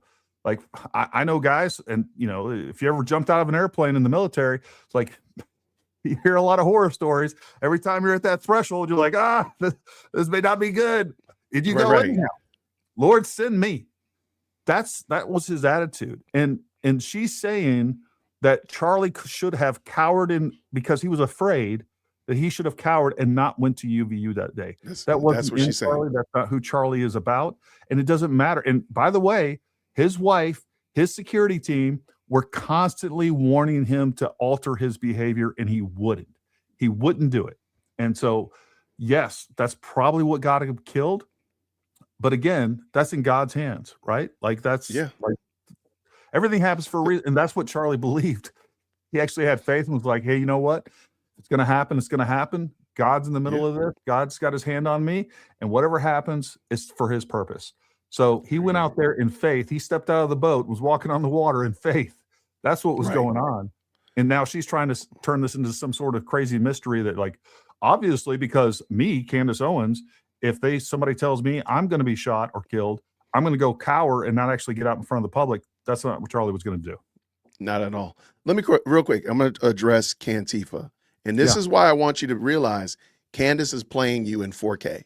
Look at this question that the S-File, shout out to the S-File, said. Why would Erica's assistant go to an event Erica isn't at anyway? So stop and think.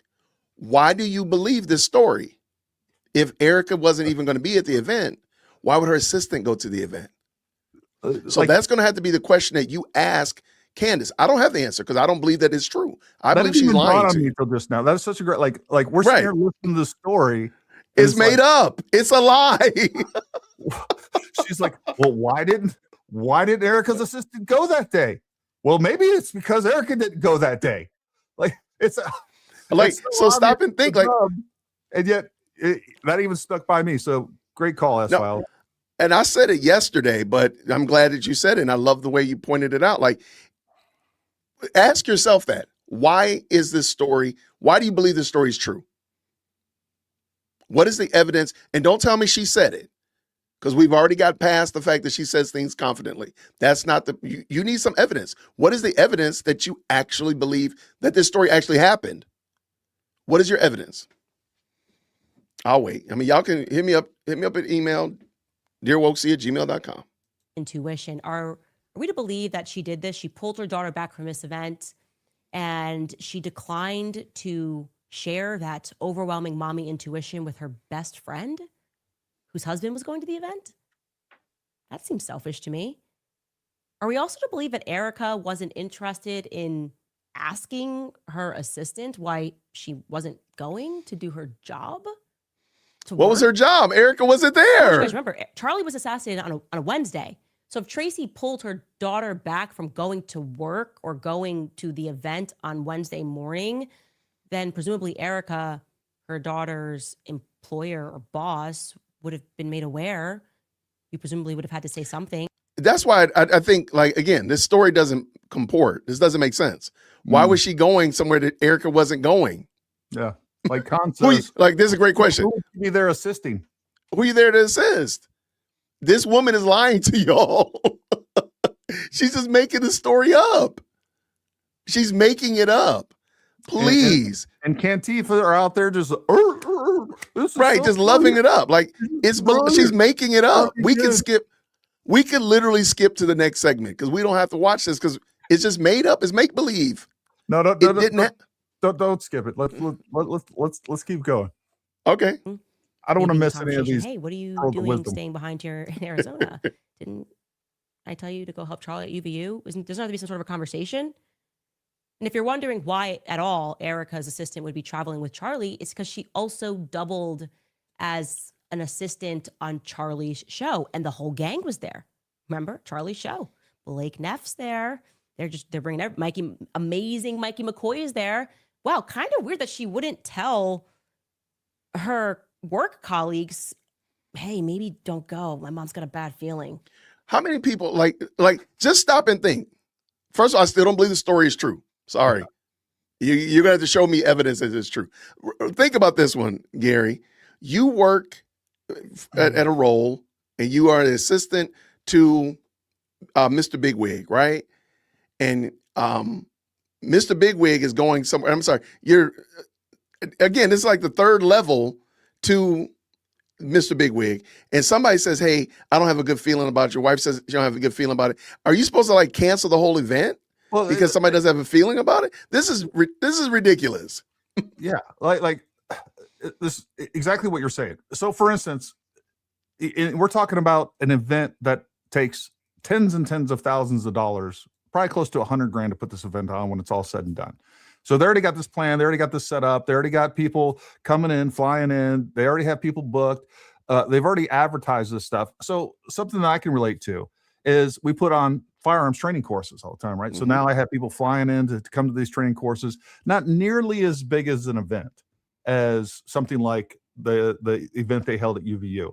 And right. Let's say I'm getting up ready to go in the morning and my wife's like, hey, Gary, I just got a bad feeling about today. You probably need to cancel. Even if my wife told me that, I'm like, nope, we're not doing it. There's no way I would fucking cancel if I was going to this event. There's no way. So, it's so ridiculous. Let's finish up. No? Or were Blake and Mikey wondering why she wasn't coming to work at UVU? How did this go? I want to know. I have all of these questions, but you see, I'm not a police officer. I don't work for the feds. And so I don't have a right to ask them outside of this podcast. That is probably the most truthful thing she said in every episode that I've watched. That's probably the most truthful statement that she's made. She went to Dollywood when she claims that there was a French assassination hit on her. So a state-sponsored assassin hit on her. Yeah, that's some wild work right there. Yeah, that's some wild work. That's her courage. Sick? Maybe that's what she's just called out sick. That's not what she told people in her immediate circle. But I'm just throwing things at the wall here because everything we're being told makes no sense. So did she called out altogether? Again, I'll ask the question: what sorts of best friend would move out of intuition to save her daughter's life, to protect her daughter, but not communicate those concerns to her best friend whose husband is still going to that event? Are we to believe that that is how it went down? And if the answer is yes, are we to assume that they believe we're idiots? No, you believe your people are idiots. That's what it is wild work. Okay. Erica should be dragged into a police precinct. Wow. Tracy Martin should be dragged into a police precinct. Her daughter should be made to sit and answer basic questions about this intuition. Messages should be shared, shown. Everyone should figure out how this happened. That's where I'm at on this. She should be dragged into a police precinct on because my dog Blue intuition, based on some woman's intuition. Right. Why didn't you follow the intuition? Clearly, you're in on it. Don't you think that? Like, could you imagine if she's going in there and let's say they have a lawsuit and it's like, hey, you know what? Because you didn't follow this woman's intuition, which she didn't tell you about, by the way. And why would she? It would be ridiculous to say that.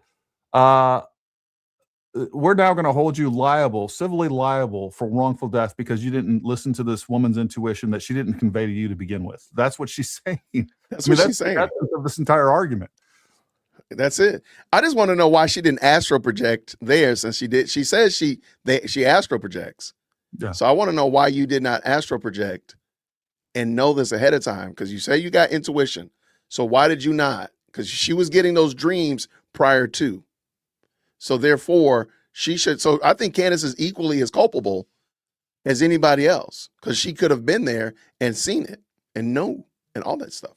My dog Blue is leaving his paw print, and this picture. No, real quick, let me throw this at everybody.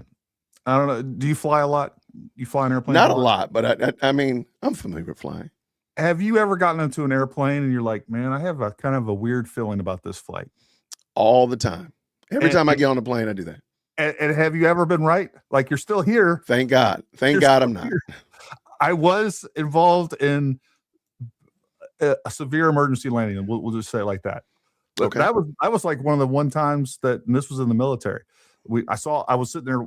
I watched an engine blow up as I'm looking out the window, and I was 1,000% sure that we were going down. Anyways, so I was just like, Anyways, the point is like, we've all had that feeling, and we've all been wrong about these types of things. Right. Okay. Yeah. This is this is some wild work, man. This is some grade A wild work. Let's finish up. Seems pretty obvious that is emerging. Paw print number 1. Oh, here we go. On the day of Charlie's actual funeral, her and Andrew Colvett, Erica and Andrew Colvett, had an emergency 3-way call with Dr. Lee Trotter, the surgeon, trying to figure out how to respond to the public about why the 30-06 didn't pass through Charlie's neck. Erica allegedly is the one who put forth this 3-way call. She's on the call. There was no HIPAA violation here, and she is the one that suggested that Charlie has a Superman neck. And again, they are playing defense because I shared the fact on my podcast that the bullet didn't go through. Not only did not go through, there was no blood at all. That was, Apparently, she shared that weeks after that text, and that led to believe for a very long time that. Hold on one second, my brother. I'm sorry. Say again. She shared that video that his name's not Tyler. His name is Farnsworth. I know his last name. Yeah. Anyway, Terrell Farnsworth. Terrell. So that was weeks after that tweet went out from Andrew Colvett. Weeks. So like, she's pretending that they were supposedly playing defense because of what she said. Correct. No, that's not even close to true. She's creating her own narrative once again. As always, let's finish up. Let's go. I don't know if something the surgeon said, which she didn't. My dog Blue paw print number 2. Erica lied to Glenn Beck about Charlie having not sent around text messages the night before to various people signaling that he thought he was going to be murdered. I have his phone. And then she said that was a mistake. No, it must have been on Telegram that he sent that. And then I confirmed with my person that had access to Dan Flood's phone that it wasn't sent on Telegram. It was sent an iMessage. So she lied to me. She lied twice. So any kind of mistake, any kind of non-tech savvy mistake is just an outright lie, which is just nasty work. So she needs to be brought in because she didn't know the difference between Telegram and iMessage. Okay. All right. Yeah. I don't think I know what Telegram looks like. So that I don't use an iPhone. So I would probably be in trouble in that regard. I probably would have said text message, but hey, whatever. Lied once and then she lied again to me. And I don't like when people lie to my face. See, notice print number 3. Notice who the victim is. Oh yeah. The victim is her. I don't like when Gary lies to my face. My face. Like it's me. Well, and again, you're talking about, she's talking about, look, when you have an event like this and there's multiple people involved and people start asking about days before conversations and everything else, in the midst of everything, there is obviously going to be confusion, people's different perspectives, and people are going to get things wrong, say things wrong, remember things wrong, experience things differently. And there's going to naturally be an inconsistency on some of the minor details. What got I you. would find much more suspicious is everybody was saying the exact same thing. Like, I don't know, maybe they planned it and they got their story straight ahead of time. Yep. That would be much more suspicious to me than what we're talking about here. So these people making minor mistakes, or this person saying one thing and this person saying over here, and it's like, again, it's little things that are easily explained and have been explained. She just won't accept the explanation, even though they make perfect sense to the average adult brain. Okay, so let me play a game then, real quick, Gary. Sure. Candace's rule is small things and errors are problematic, and they lead that you are a suspect. Is that fair? That's fair. Okay, so if I made a mistake about something, like saying, well, Gary wrote this message in an email, but he really sent it in WhatsApp, that would be a minor mistake, right? And that would be problematic, right? Mhm. Okay, and then I need to get hauled down to the police precinct and, have Elliot Stabler asking me questions, if that's true, right? Or let me give you or are you Wait, let me finish. Let me let me finish up. So following that logic that Candace has laid out, wouldn't she be a guilty party because she didn't know the difference between Discord and text messages? And she sat there in front of that CNN lady and said it was a text message, and a woman said it was Discord. And she said, I didn't know that would. She made a mistake. Yeah. That people honestly said, okay, you made an honest mistake. So why can she make an honest mistake? But Erica gets run over. She's on the grill with the little hot dogs at the gas station because she said iMessage and she should have said Telegram or vice versa, whatever. Yeah. Like, there's no grace, there's no courtesy, there's no courtesy at all. Go ahead.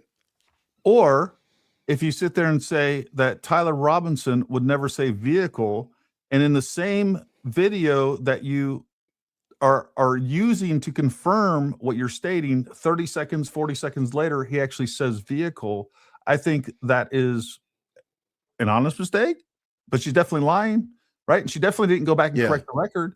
Or when you sit there and say that it's crazy to think that Tyler Robinson would scale the walls, scale the roof like Spider-Man.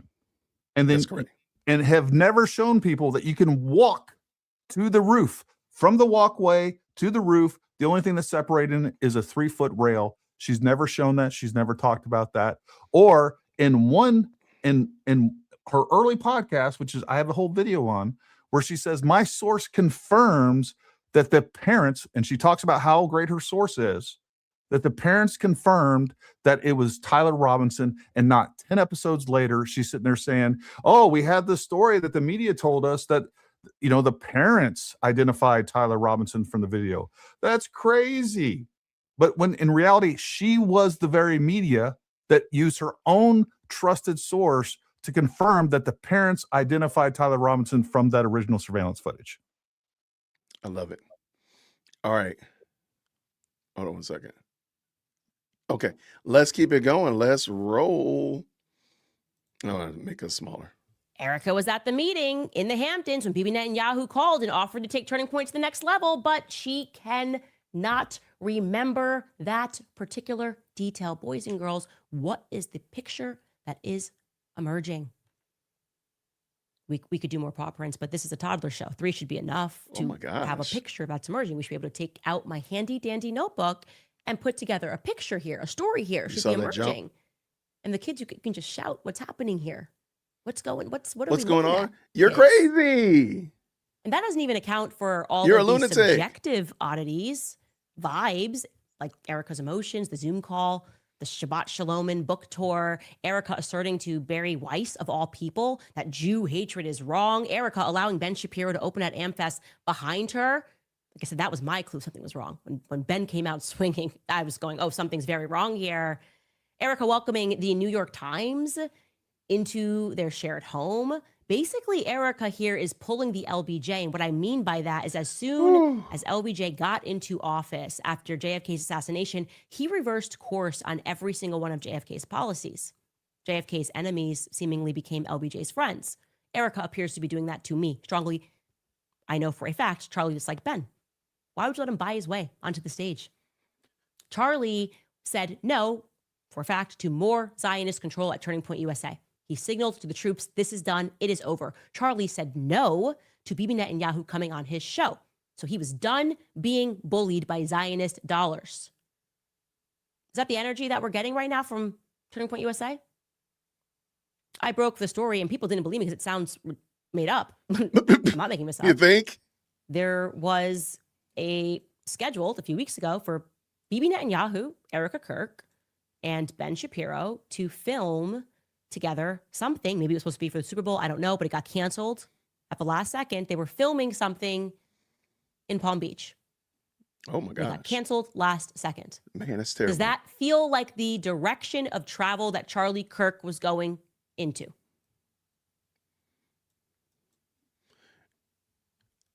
We can't even get his widow to at least come out and tell the truth about Charlie shifting positions. So one of the things I think is very interesting is how much she assumes that what she believes or what she's told is right. Mm-hmm. There's no room like, you know what, I could be wrong. Remember the congressman that she was dragging during Fort Hakatua debacle? Yeah. That poor man Amadei. that was never, say again? Congressman Amadei or Amadei. Amadei, yep. And so many other instances where she does not, there's no grace. There's no, let me be courteous. Let me just try to, maybe this might be right. I could be wrong. But even more than that, like she puts out information that she hasn't vetted herself. She lets her Cantifa vet it for her. And we already know what that does. This is some wild work, man. Well, here's the other. She just talked about how it's crazy that Ben Shapiro was going to be a guest speaker at AmFest 2025. Correct. Two things. Number one, what was the last podcast that Charlie Kirk hosted? Who was his guest?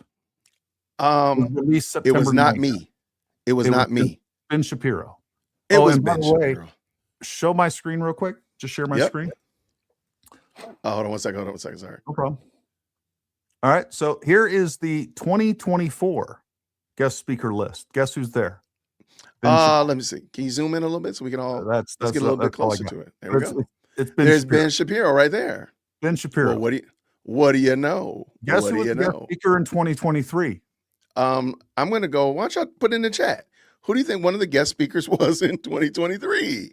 Oh, it'd be crazy if Ben Shapiro, one of the most prolific. I don't care how you feel about him. He's one of the absolute most prolific conservative speakers in the world. Of course, he's going to be there. So I don't know what to tell you.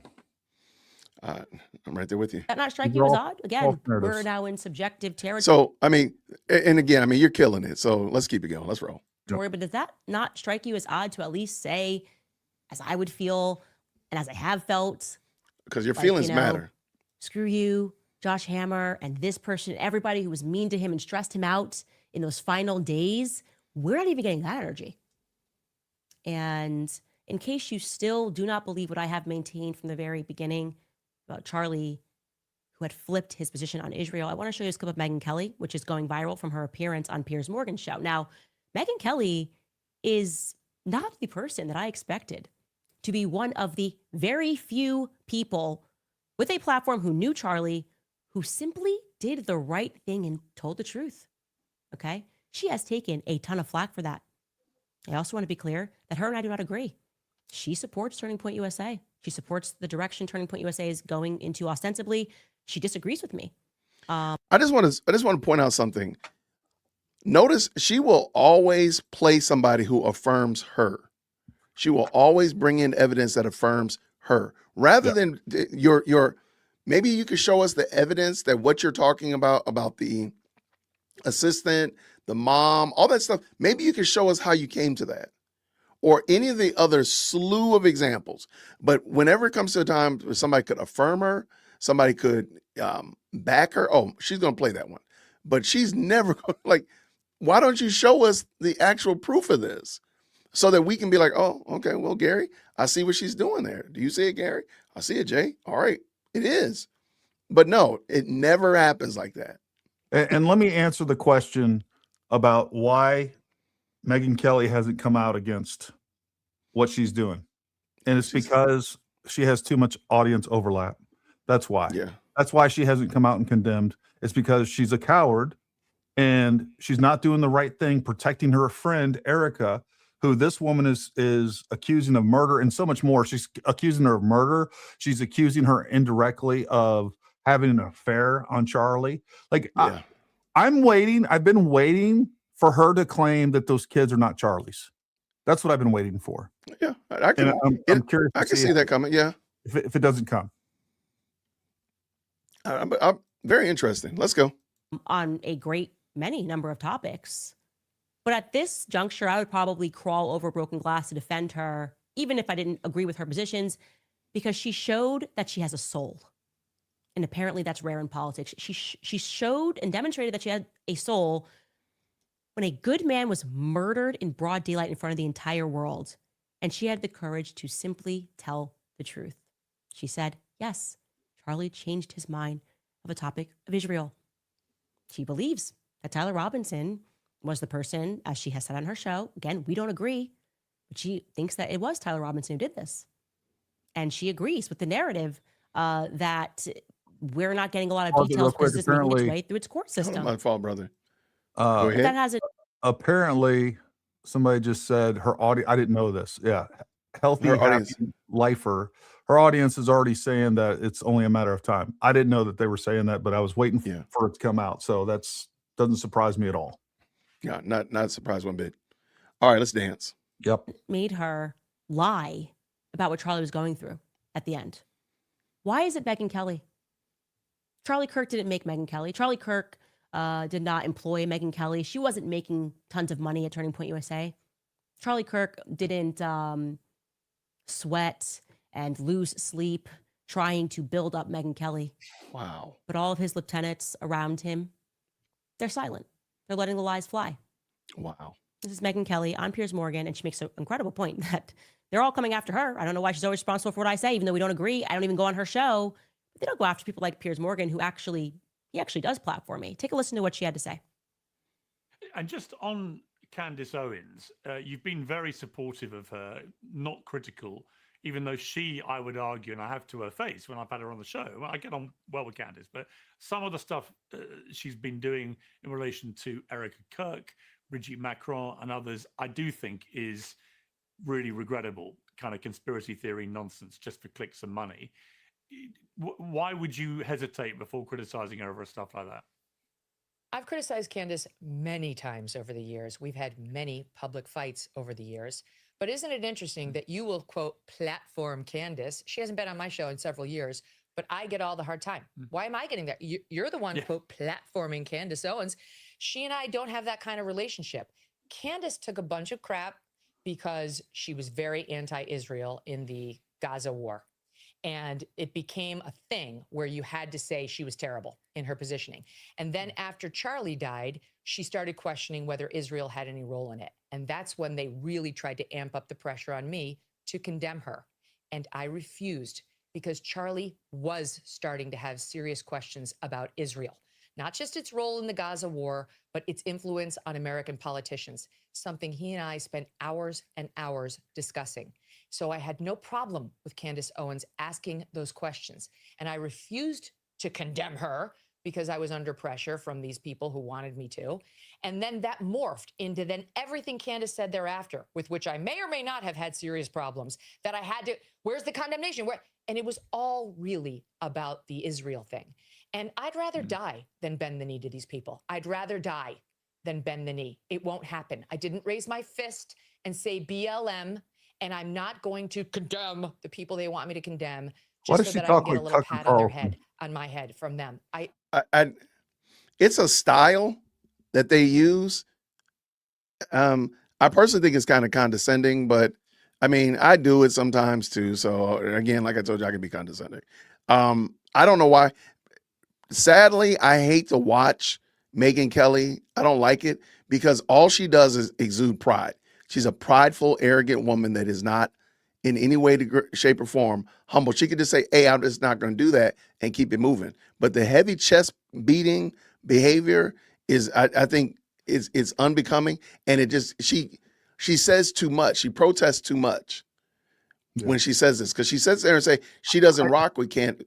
She said in times past that she hasn't been in communication with Candace, but later on, she's patting herself on the back that she's been involved with Erica and Candace, trying to bring them together from the very beginning. So she might want to stop doing that because she just gets herself, I feel like she steps into it too much, and that's why people jump on her case. I just think it's weird how she's channeling Tucker Carlson right now. Like, you don't want me to condemn, these people. Like, it's weird. I've never seen her. I watch her a lot, Really? not so much now, but I used to watch her a lot. I've never seen her speak like that. She's like carrying over some Tucker Carlson flavor there. It's not important to me. What's important to me is I live free, and that, frankly, is what it means to be an American. She lives free. That is incredibly powerful. And like I said, kudos to Megyn Kelly, because she's telling the truth. Strong woman. It has always been about Israel. It's not about morality. And by the way, even if she did come out outright and condemn me, that would buy her maybe until next week. If she didn't say the next thing they wanted her to say, they would destroy her. We have seen this pattern over and over again. I'm one of the people that suffered from this pattern. I don't like what's happening in Gaza. Look what they did to me. Look what's happening with Charlie. Does this make any sense to you? Charlie was, for a fact, having plenty of doubts about Israel. Anybody in his inner circle can tell you that. And yet people in his inner circle are not telling you that. Instead, I do think it's they odd, are spending money and going after. Go ahead, my friend. Us talking is better than her anyhow. So, but anyways, Perfect. I do think it's odd that since she's become Catholic, I do think there's a nexus there between the fact that you don't have Megyn Kelly, who's also Catholic, willing to say anything negative about Candace and what she's doing that's morally wrong. And then also Matt Walsh, who has indirectly, he won't say her name on X. He's like, these supposed conservative female black, people that are saying these things, but he won't actually say Candace Owens ever. Like people have been calling him out, including me. Like, Matt, we know you're talking about Candace Owens. Just say her name. Just say her name. Yeah. Very good point. And it is wild. So I almost wonder if there's been something that's sent out to other Catholics. Like, we're not supposed to, I don't know. I just find it odd and it's curious. Absolutely. I want to just real quick, John 14 right here. We can have doubts. Thomas had doubts about Jesus Christ. Come on now. The funny thing is, having doubts, following Candace's logic, Thomas's doubts mean that Thomas participated in the deletion of Jesus Christ. Yeah. There we go. Following that logic. Like Thomas, where were you? Where were you when they nailed us in? Where were you, Thomas? I have a hard time understanding why people can't understand the differences between questioning the narrative, wanting more proof, or no question, whatever, compared to all you're doing is taking speculative accusations and destroying people's lives, and then going back through their entire life under a microscope and trying to point out it's a smear campaign. That's all it is. A smear campaign to destroy Charlie's legacy while pretending you're Charlie's best friend. There's such a huge difference. And if you don't understand the difference, that you're a moron, you're an idiot, you're an imbecile. Right. I don't know what to tell you. Like there's a huge difference. One is okay to do, and one is just objectively morally corrupt. That's the difference. You don't have evidence. I'm with you. All right, let's get to it. Let's get to a stopping point. Hopefully she's getting to a stopping point. Influencers from the very beginning to influence people to believe that Candace was lying about this fact. And now we have a predicament when even the person closest to Charlie, his wife, is being caught telling lies. These are lies. It is inexplicable why her assistant was pulled back on September 10th. Maybe it is something that can be explained, then they should explain it. This is way too coincidental. I want to be very clear on my perspective on this.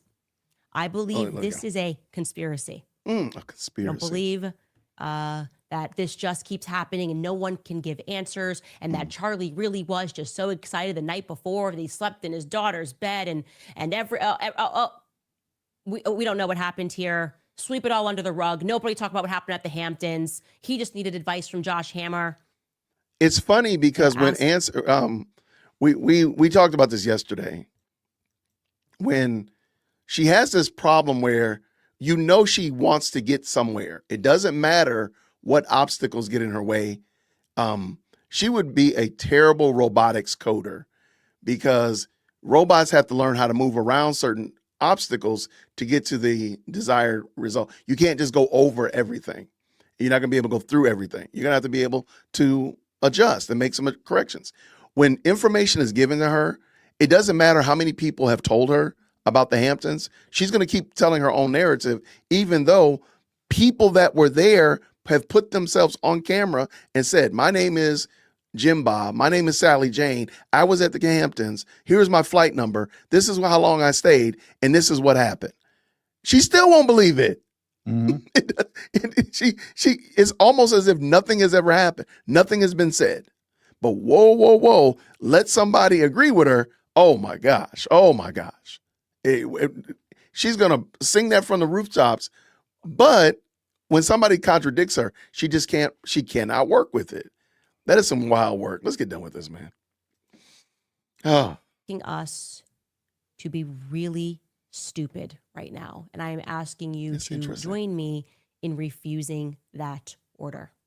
Says the woman that just modeled her entire show after pause Blue's here and take a brief break before I respond to a TikToker who has called me over in an internet game of Red Rover. And I have something to say about what she has shared. We'll be right back. Why is this like a child's game today? It's like, so now we're playing Red Rover? Oh my word. If you will, there's a comment by Lorraine Yoss 8518. It says, you nailed it, Gary. She's been on revenge tour. As long as we keep feeding the beast, she won't stop. I don't see it, but that's fine. Go ahead. Let's talk now. I've heard a lot of people say something to the effect of, why don't you just ignore her? You're just helping her out. No, like that's how she got to where she was. I think a lot of people weren't paying attention to her and what she was saying. And that's not how you defeat evil, folks. What we have to do is we don't just sit there and say, all right, we can't criticize Democrats because we're just feeding into them. No, what we're trying to do is give I'm not even sure, Lorraine, if that's what you're saying. I've heard this comment, so I'm not saying that's what you're saying. I'm not sure. But for the people that do say that, no, you have to speak truth to lies. It's the only way to combat them. And if you just let them run amok, and by the way, there's plenty of Bible verses. I sent some lady telling me that, like 5 Bible verses, like you got to stand up to lies. You can't, this is what you got to do. And we can't let it go unchallenged. She's continuing to spin narratives saying that everything from, everything's changed with Turning Point since Charlie died, that, they turned AmFest into WWE.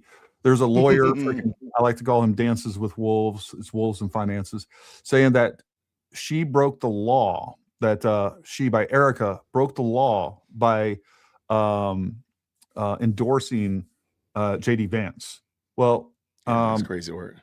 I don't know did I ever play this video on, if you will, share my screen real quick. Did I ever play that AmFest video on your show? Of the pyrotechnics the years before? We looked at it last time. Yeah. And again, Charlie Kirk in 2023 and 2024 was endorsing candidates left and right. Now, I'm not a lawyer. I don't know how the 501c3 stuff works, but what we can definitely say is the only thing we can say is if Erica was breaking the law, which I don't think she is, and I've actually had lawyers explain to me why that's not the case, and Dances with Wolves is just wrong, but then Charlie Kirk was breaking the law long before Erica Kirk was. Right. Every single speech up at AmFest is political, and an endorsement or the opposite, criticizing the left, Joe Biden and things like that. So that it's all political speech. So again, these are all lies. These are narratives being spun. And just like you were talking about, it's the narrative first. It doesn't matter if it is against common sense, if it's against evidence, like it doesn't matter. They're going to just jump right over all those obstacles and continue to push it no matter what. All right, Gary, we're gonna get through these because we're gonna do this as a commercial break. Sounds good. This is a question I think really direct to you in your field. Thank you so much, Faith, Facts, Freedom, for the $10 super. Legit question. I'm just going to say to you, Gary. Thoughts on Candace's claim that the dogs could not sniff out the weapon, but when the FBI arrived, they found it. Genuine question. Well, a couple things. Number one, we don't even know if what she said is true. That comes from an unconfirmed source. As a matter of fact, she named the dog, and we looked up that dog, and it wasn't just me, a bunch of other people. They couldn't find that dog having any association with Provo, or is it Orem? Orem. It was Orem, yep. So there's that. The other part of this is dogs. What are bomb sniffing dogs are not set up to find firearms. It's not what they do. They find explosives. And inside of a vehicle with a cop, what are dogs around all the time? Firearms that have been fired. Yeah. And by the way, the other thing that any dog handler will know, and I have a lot of experience, I wasn't a dog handler, but I know a lot of dog handlers, especially in special operations, military, law enforcement. And everyone will tell you, like, dogs just have bad days sometimes. Like, they don't perform perfectly every single time. It could be because of the environment. It could be because of whatever else is going on. But they're literally around fired firearms all day long. It's like, I bet you if you took heroin and left it in an open container inside the vehicle, the dog would become numb to heroin, would no longer be able to sniff out heroin.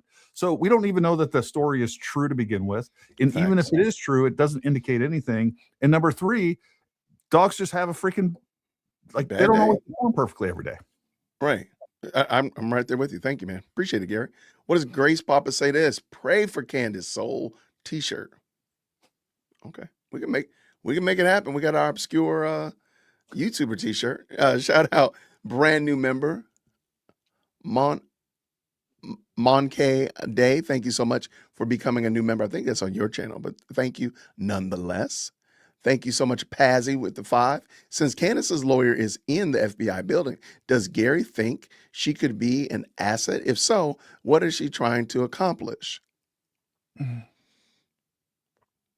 That would be speculative on my part. I don't know. Right. Just because Candace's lawyer in the FBI doesn't necessarily mean that she has, or that lawyer has, any association directly with the FBI or is working with the FBI. Look, Candace is an asset, whether it's wittingly or unwittingly, like, we don't know, but she's definitely an asset, and she is definitely everything that she's saying is being utilized against the Trump administration, against conservative movement, against TPUSA. And she is a wet dream of the left. She is doing the TPUSA, Trump administration, and the conservative movement what the left never could. Never could. I like it. In a bad way. All right. Let's keep it. Oh, somebody asked how many viewers does Candace have right now? I got to start. I don't want to stop the stream. Can you check real quick, Gary, on your end and screenshot it? Yep. Okay. Thank you so much. What do we have here? Jody says this: Robinson's defense has brought up Candace's theories in the last 2 hearings without actually using her name. They think they all need to be investigated. That's crazy. That's all she wanted to do, man, in my opinion. Thank you for the 5. Thank you so much, Myriad with the 5. Imagine having a heart so dark you can't even enjoy Blue's Clues. Right. You over here watching something and you thinking this kind of stuff when you're watching a kid show. Steve was my homie when I was watching the show. He's the best. Absolutely, man. That's some wild work. Did you see her screen when it stopped? Obviously it stopped already. She got 355,000 views with only 694 comments. That means all of her views are paid for. Right. Absolutely. What the percentage of that is? What's the percent? 181.001%. That's 2% less. Lower. That's lower than TPUSA. Did you screenshot that so we can put it on X and get the? I haven't done it yet, but I can. Screenshot that, my brother. Screenshot that. Thank you so much. Sarcastic Liberty with the 5. Good Lord, please humble this woman severely and publicly. Look, no argument for me at all. I'm right there with you. Grace says this, Papa. Grace Papa says this. Anyway, I type this it gets blocked. Pray for her T. Shoot it to me in an email. I know spelling is wrong, but my post is being blocked. That's funny. I have no blocks on the post. So I don't know why that's happening, but thank you so much.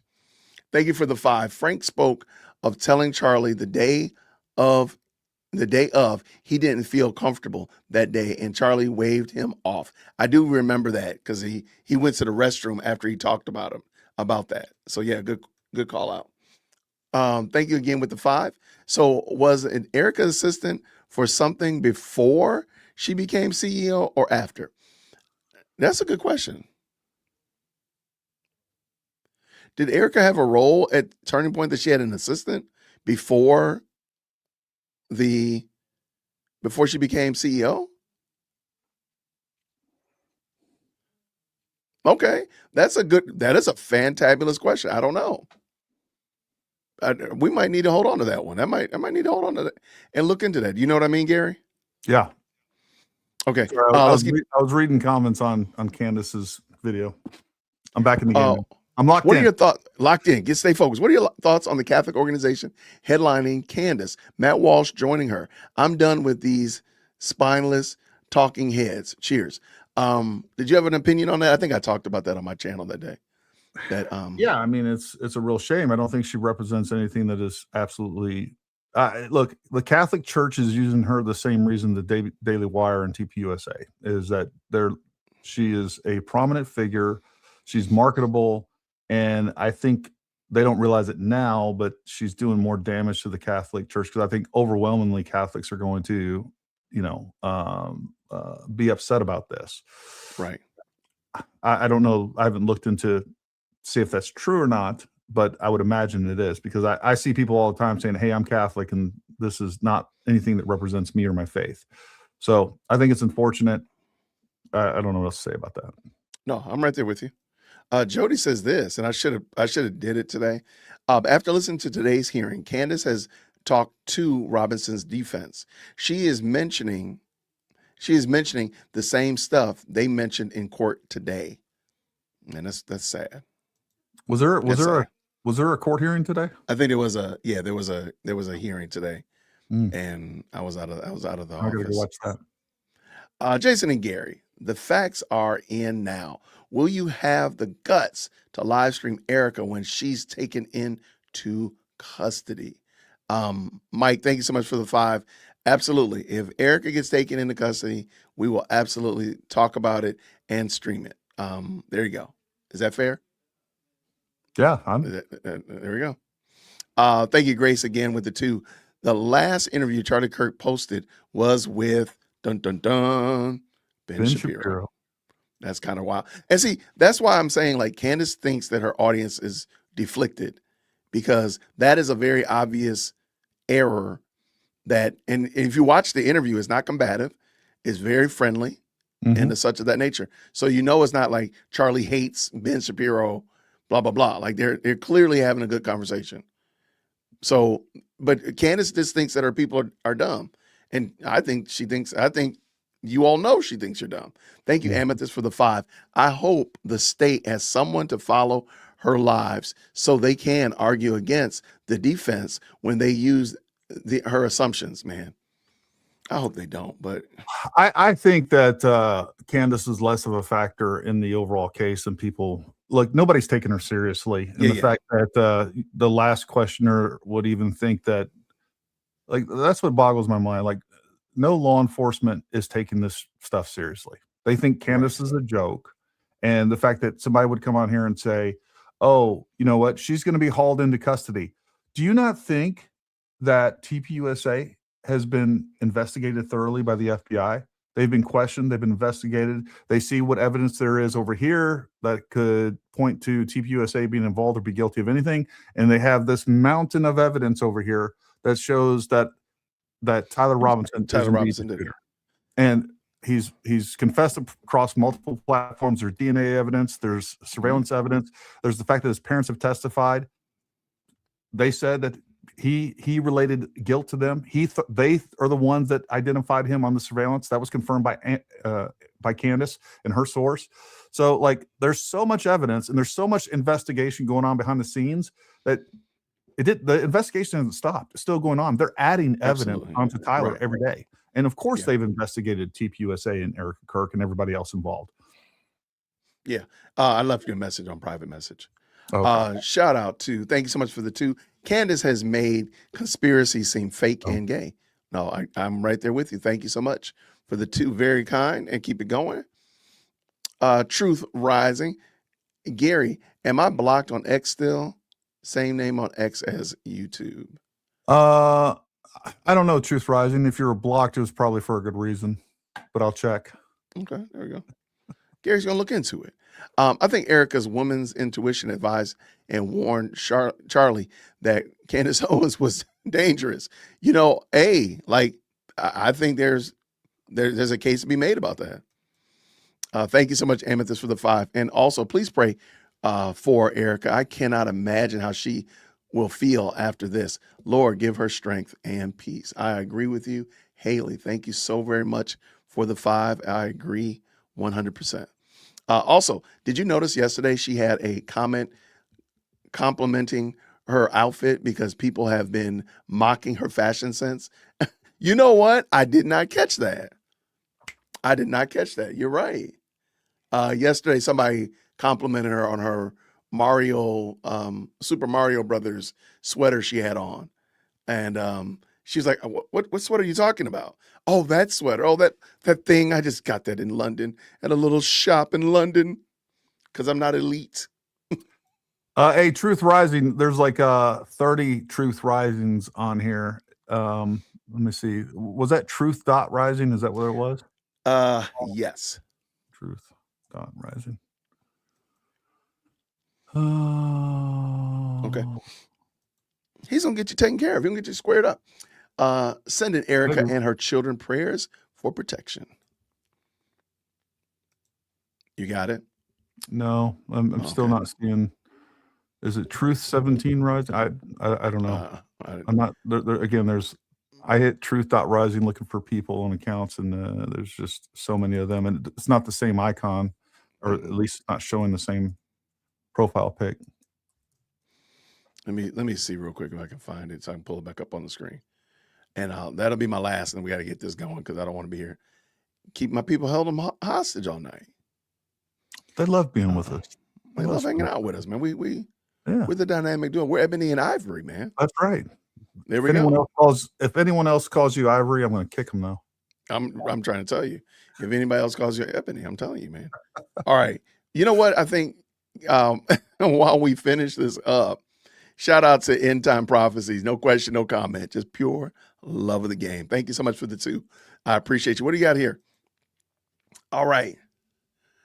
Do not bug me with the 10. I just turned in when you were talking about Erica's assistant. It's clear she is running out of things to say. So she's digging into who gives a crap mode. I'll bet her audience is shrinking. I think it is, and I'll look at something in a moment, but I do agree. Thank you so much. Do not bug me. I appreciate it. Thank you so much. End Time said this was the 2. Sad that people believe her, but there are many. I don't think there are many, but I don't think they're as involved as Gary said earlier. I don't think they're making the influence that she thinks. And I think that's why she was so livid yesterday about the Super Bowl, when she did not want people to go and watch it and support it. And she thought that she had a smooth 5 million people that had subscribed to her and that they would go and flood but it didn't work. You agree with that, Gary? What you think? Yeah, no, I do. And I also think that a lot of her viewers are probably foreign as well. Yeah, no question. So they probably understood. They did press 1 for English. All right. Candace is still fuming over the Super Bowl and taking TPUSA's win as an insult to her. Everything is about her. That is no lie detected. 8290. Thank you for the 5. And let's keep this going and finish up. Thank you so much, Grace Papa, with the 2. She needs to be called as a witness for the defense. The problem is the prosecution is going to get their hands on her, and therein is going to be the problem. That's where the sparks would fly. If if she is a witness, Tyler will go down. No, Tyler's going to go down regardless. I believe he actually did it, and I believe he's actually guilty. So there's that. But I think Candace would definitely not help his case. Let's say it like that. All right, Gary, I think we got to get our minds ready, man, to go back and do this, man. Let's do it. Are you ready? I'm ready. All right, y'all. Let's get Candace back up in here. I promise you. You know what? I got a feeling most people are going to like this, and I'll explain why. All right, you guys, today we're going to talk about Charlie's third eye. Charlie and I spoke a lot about his third eye. As many of you know, Charlie had a third eye. We spoke a lot about that. But what a lot of you may not know, and we're going to discuss this, is that Charlie was also a major fan of 90s alternative rock band Third Eye Blind. Third Eye Blind. Now, why would he listen to that music? Why would he be told he should listen to that music by that band Third Eye Blind? Because clearly there were forces in Charlie's life trying to blind his third eye, okay? It's so obvious. You guys, it's so obvious. They think we're stupid. Clearly, Charlie, as a young child in the 90s, okay, was forced to listen to Third Eye Blind on repeat. He was forced to listen to them over and over again because it was so obvious to everyone around Charlie that he had a semi-charmed kind of life. As you dig deeper into the story, you find that this band from the 90s, Third Eye Blind, was signed to a major label called Elektra Records, founded by Jack Holtzman. Wow. Jack Holtzman was a Jewish man, a Zionist, a Frankist. He was a Jewish man who founded Elektra Records, which became part of Warner Music, also Jewish, okay? It's not a coincidence. No coincidence. These people around Charlie were pressuring him. They were pressuring him to blind his third eye. But Charlie didn't want to do that. He didn't want to do that. He kept wanting to see. He kept wanting to see and live his semi-charmed kind of life. And if you look at the song, if you look at the lyrics to the song Semi-Charmed Kind of Life, you find some interesting messages, just interesting messages. Pull up the opening lyrics. Do-do-do, do-do-do-do, do-do-do, do-do-do-do, do-do-do. I don't know if it's do-do, if it's some kind of do-do, some kind of defecation ritual, some kind of sick satanic ritual in which you defecate on statues in the forest. But it's so obvious, and as we've seen with the Epstein files, this is what these people do. Do-do-do-do, It's sick. It's so sick. You fast forward into the song, the singer very clearly states, how do I get back there to the place where I fell asleep inside you? This is clearly some kind of satanic sex ritual. How do I get back there to the place where I fell asleep inside you? They're clearly doing these rituals, okay? And this was a band called Third Eye Blind that Charlie was made to listen to as a child so that they could blind his third eye. I'm sorry. I'm going to unblind his third eye in order to help all of us see clearly through these lies run by Israel, by the Zionists, by Elektra Records, by Jack Holtzman, okay? I'm going to open up Charlie's third eye, my third eye, and Brigitte Macron's third leg. Oh. Stay tuned for next week's episode where we uncover the connection between the Zionists and Vertical Horizon and Matchbox 20. It's clearly Kabbalist. Whoa, hold on. You know what? This is the wrong video, Gary. I apologize, Gary, man. I thought that was it. Man, I'm sorry, man. I let y'all down, y'all. I'm playing the wrong video. Please forgive me. Was that okay, though? Was that at least a good break? I love it, man. I need him to stop playing that copyrighted music at the end, though. Right. I need you to stop doing that to your boy. I missed that part. All right, this is what I meant to play. I'm sorry, y'all. Please forgive me. I'm sure. Wait, hold on. Uh-oh. It's not. Uh-oh. The audio's not playing. Uh-oh. Something bad happened. The audio's not playing. How about that? Maybe it's a sign from above. All right, let's pull it back in. I think I got it now. All right. Try again. Green hearts in the chat when you can hear. They've done a lot more than the entire federal government, law enforcement, and Turning Point USA executives in terms of trying to figure out what happened to Charlie Kirk, why things are not making sense. And one TikToker got onto the platform, and she decided to bump me in some information in a nice internet game of Red Rover. Take a listen. Red Rover, I call Candace over. I found something in the Epstein files that may be a missing puzzle piece to the Charlie Kirk investigation. Let's get into it. So after Charlie Kirk had passed away, we started seeing these articles pop up, which made me dig into Erica Kirk, and I found the Romanian Angels stuff. That video blew up, but I didn't have any lawyers sent after me. Instead, it was private investigators asking how I found this information, asking me to send them links.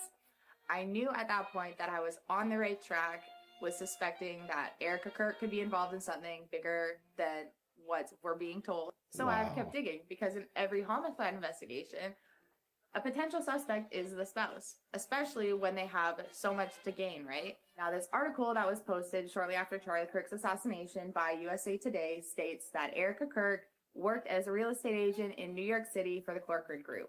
So if we're to believe the story that she works as a real estate agent for the Corcoran Group, then her boss would be Pamela Liebman, because Pamela has been the president and CEO of the Corcoran Group since 2000. At least that's what the public has been told. Now, in this Epstein document that's doing an official name search and alias for Lynn Forster, aka Lindy Rothschild, it states that under her work affiliations that she is the Corcoran Group Inc. president. And it even shows her email, which is redacted. Now, this is a bit of a tinfoil hat conspiracy theory, but if Erica was involved in anything sketchy and she needed to receive payment, having her work for the Corcoran Group as a real estate agent would be a very easy way to launder money, right? Let me just tell you how God works. I don't actually peruse TikTok that often. Hold on. I got this video. I think somebody sent it. That's embarrassing what that woman just said. I don't even know what she said. I mean, Right. I do, but I don't like that wouldn't make sense to most people. But anyways. Yeah, that's wild work. All right, you ready or? Let's do it.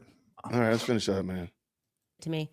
And I had just arrived at an interesting fact about Erica, because, we've been working in the background on this timeline of her life, and it was about her real estate career. An interesting little tidbit that I can add here on her journey. It just so happens to be, like I said, this came across as I was noticing this inexplicable data point. The story that we are told, and the story that Charlie was told, the story that I was told, is that Erica and Charlie Kirk fell in love when he was interviewing her for a job with Turning Point USA. Many people have confirmed this many times over. I'll give you some examples. Here is Tyler Boyer discussing this at Charlie Kirk's memorial. I got a call from Miss Erica Kirk, Miss Arizona 2012. I just want to help, she said. So naturally, I put her right behind the president at that first rally. After that, we talked. It was obvious she was the perfect person for the job that Charlie and I had devised in one of our 24-hour planning sessions. I wanted to hire her.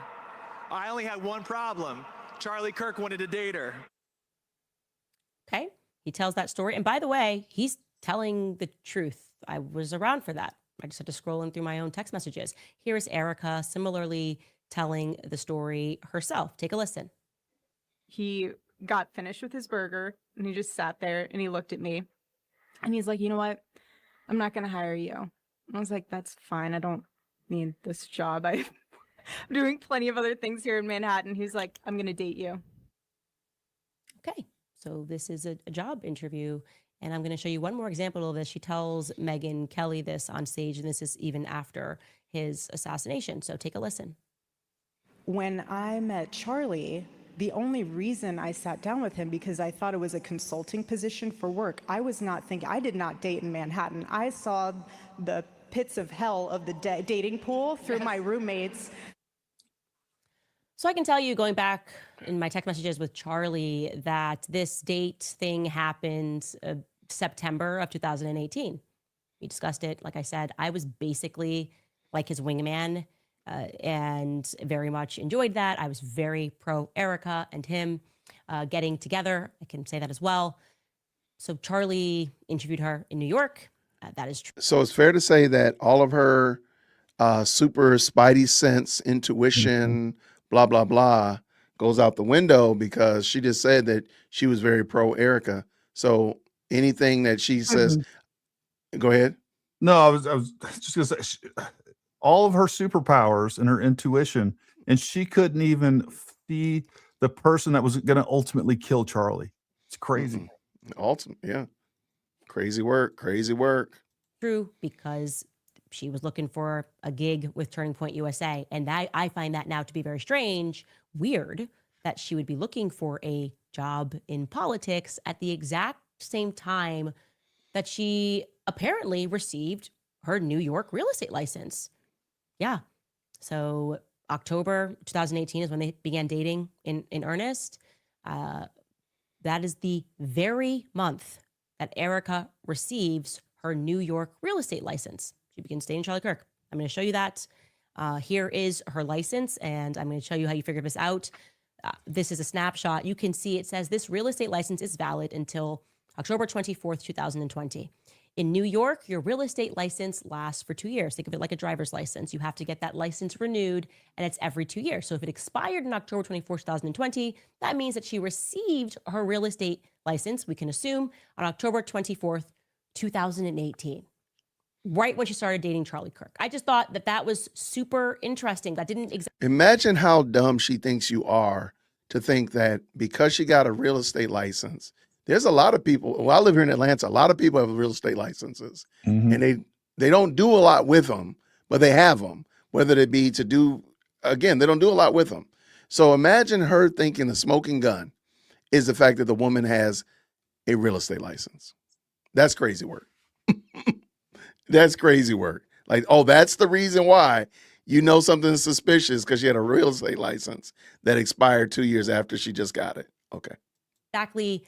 Makes sense to me as I was doing this timeline, because I remember, and Charlie met Erica. I remember Tyler setting this up. I remember the conversations, and I still have the conversations, thankfully, because I delete nothing when all this went down. The career that I was told that Erica had was that she was doing fashion. Erica. Let me. So since she deletes nothing, can she show us a conversation with Charlie Kirk from 2024? Because everything she's shown us is always from 2018, 2019.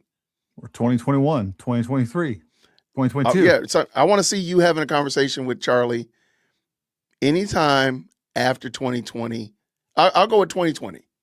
Like, where is that proof? Because at the current moment, a lot of people, a lot of moms, stay-at-home moms are in real estate. Like, this is just something it's deflected, but that's why we make fun of her. Like, again, if you believe her, that's you. That's on you. I was in New York City. I met her at a steakhouse shortly thereafter. Charlie wanted to know what I thought about her. And what I was made to understand was that Erica was working in fashion on this clothing brand, Proclaim Streetwear. She wore a lot of jewelry on her arm, and she was into like Christian branded fashion. So I'm just trying to understand why you would be trying to do both a fashion company, and then if you look up the LLCs, certainly at being of 2019, she files for a trademark for that fashion brand. So she is both running a fashion brand, getting her master's at Liberty University, getting her real estate license, and beginning a career with Corcoran Real Estate, which is a massive real estate firm in New York. And when we dig up the relic of what she was doing at Corcoran Real Estate, all we can find on Wayback Machine is that she had one listing. So how did this career get started? How were we not told that? How was I not told when I spoke to her that she was a real estate agent? I don't know, that all. So she's a young adult trying to get started in New York. And it sounds like she's team do the most. Fashion, real estate, working in a corporate job. What I'm trying to figure out what the problem is. Like, why is this now? And therefore, because of these truths, she killed her husband. Like, make this make sense. The whatever. I mean, y'all good luck with that, man. Y'all good luck with that. Seems quite strange to me. The real estate thing seems a little bit strange to me. So I want to add that to the pile for you TikTokers that are looking into things, to let you know that you are on the right track, and you've noticed something that struck me as odd at the exact same moment that you came across it. I said, this is actually weird. This is not the Erica that I met. I didn't know anything about this. How many careers can you have at the exact same time? Also, by the way, doing a reality show, dating, even though you never dated in New York City, or at least what you told Barry Weiss. Anyway, I wanted to add that little tidbit before we answer some of your questions. We will be right back after a brief break. Here, from sponsors. I'm gonna jump through this. All right, you guys, for just $25 a month, Pure Talk. If there was no documents in his hand, why he's here, he says, "Oh, my name is Mike, and I am taking photos because this legal firm asks me to take photos. He won't give much more information. He says he can't speak about it." This looks to me like a private investigator. Like Turning Point USA has sent private investigators to gather information on their employees. We aren't sure. I certainly tweeted at Andrew Kovett for a statement on this. That is not what happens when they serve documents. I'm a bit of an expert on that. They just give you the documents. There was no documents in his hand. He delivered nothing to him. And he was just taking photos of their home and their car. Terrifying, of course, for somebody who is 25 years old to experience. That is absolutely terrifying. I don't know why you can't just get fired these days. I don't know why you have former employers acting like ex-boyfriends. It's very crazy, ex-boyfriends. It's very strange, but I want to let you know that that's happening.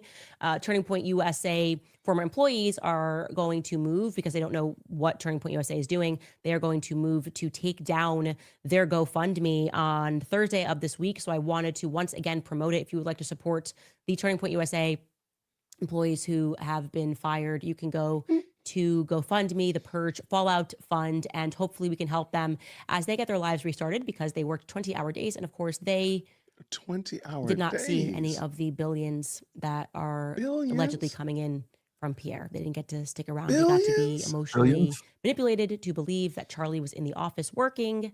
Wow. It's working. If you want to see Charlie, his spirit lives in the office. How about LOL? They mocked me for saying I had a dream about Charlie, but did anybody make fun of Erica for saying that Charlie's spirit was in the office or would be with them in the office when they were working and they could speak to Charlie? Big difference. Offended. Because that wasn't a part of the Pierre. Because she gets offended. She doesn't like being made fun of.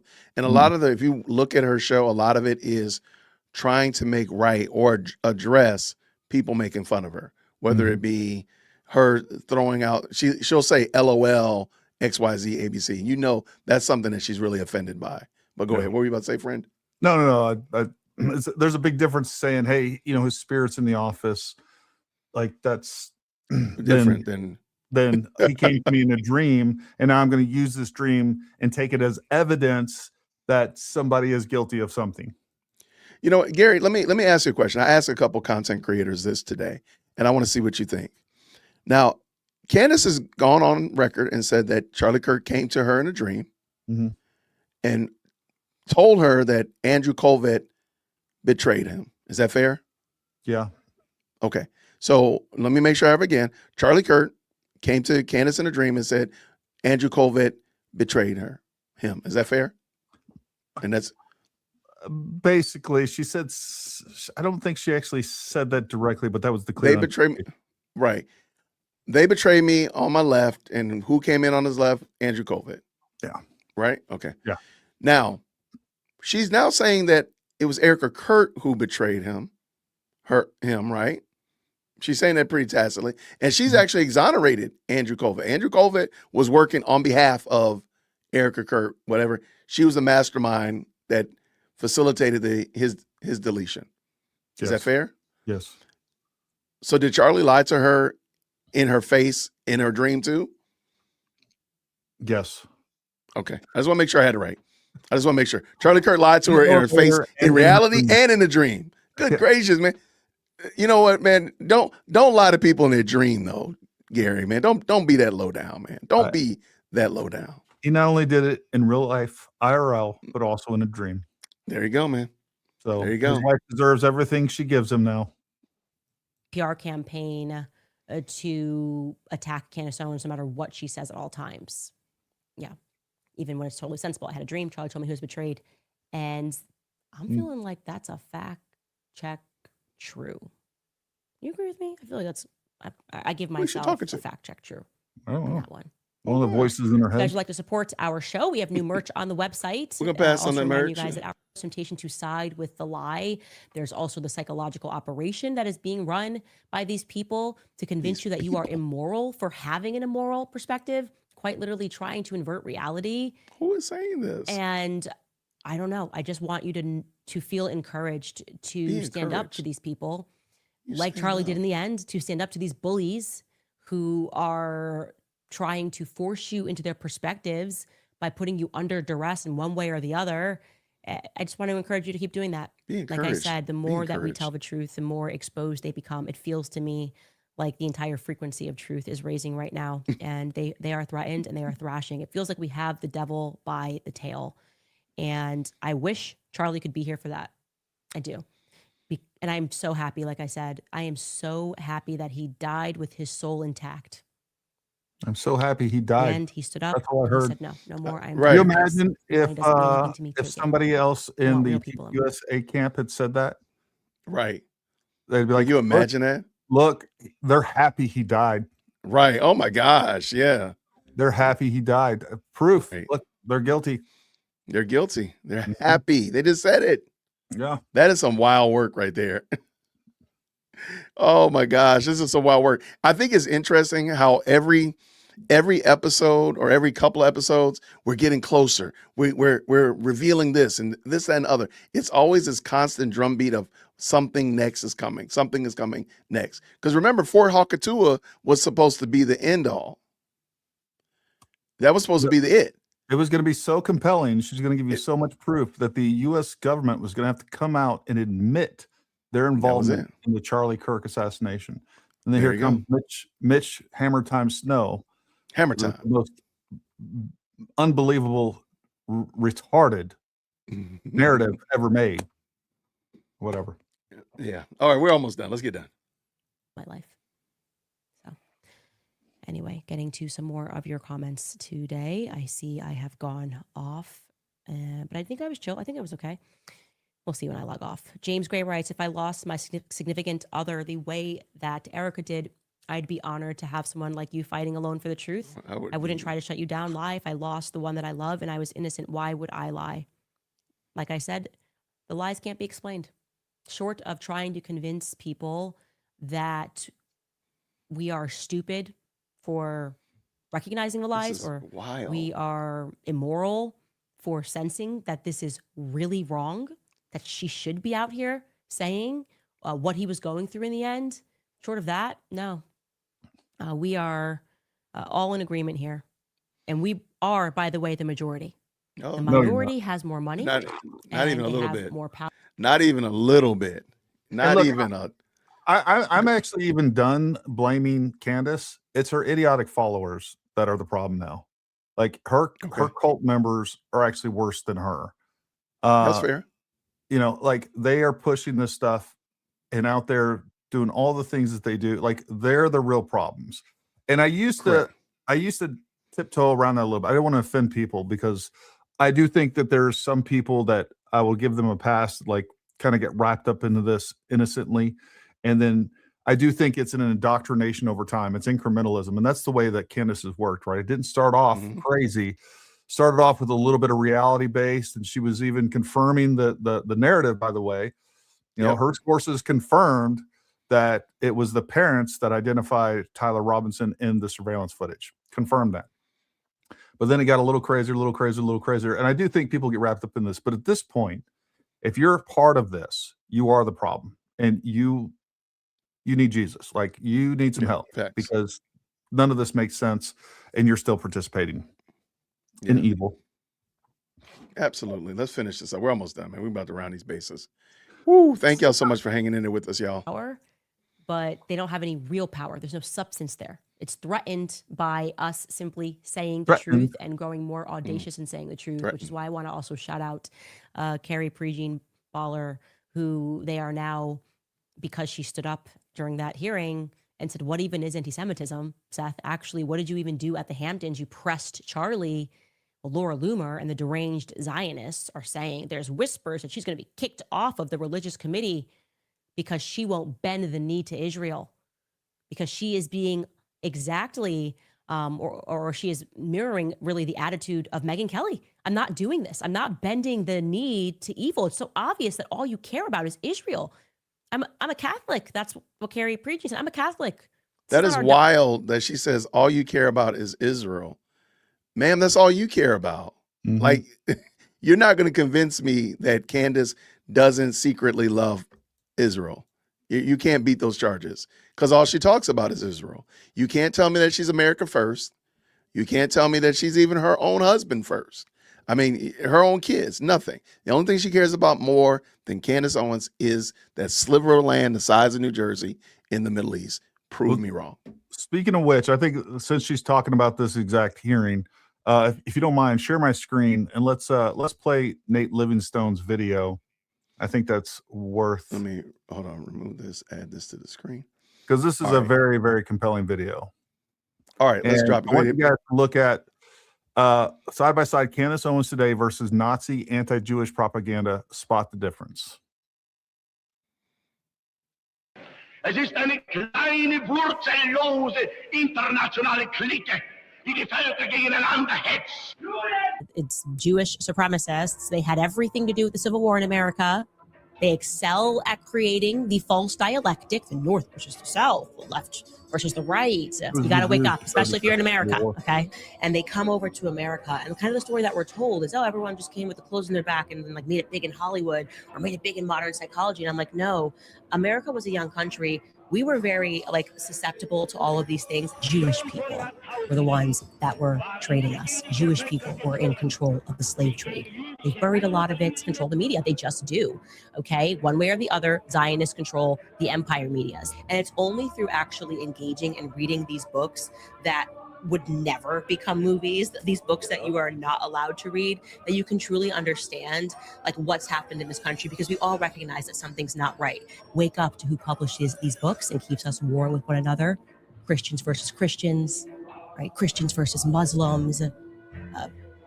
Wake up and learn the true history of slavery. It's Jewish people, how they have accomplished things, this false dialectic, their means to accomplish running Western society, breaking apart Christian empires, gambling, a major vice, drugs, prostitution, sex, pornography. We Jews love pornography because we hate Catholics and we hate Jesus and allows us to crush the church. They want to make you guys think that this culture is okay, because then they can subjugate your culture. Those people who are still, are still in positions of power, thinking that it could be fair, thinking that we could just work hard, thinking that we could run a company, that we could launch this revolution where people were going to be happy in the future because America was the land of the free. No values that exist outside of the Talmud. You describe yourself as a Talmudic Jew, and I've learned what's in that Talmud.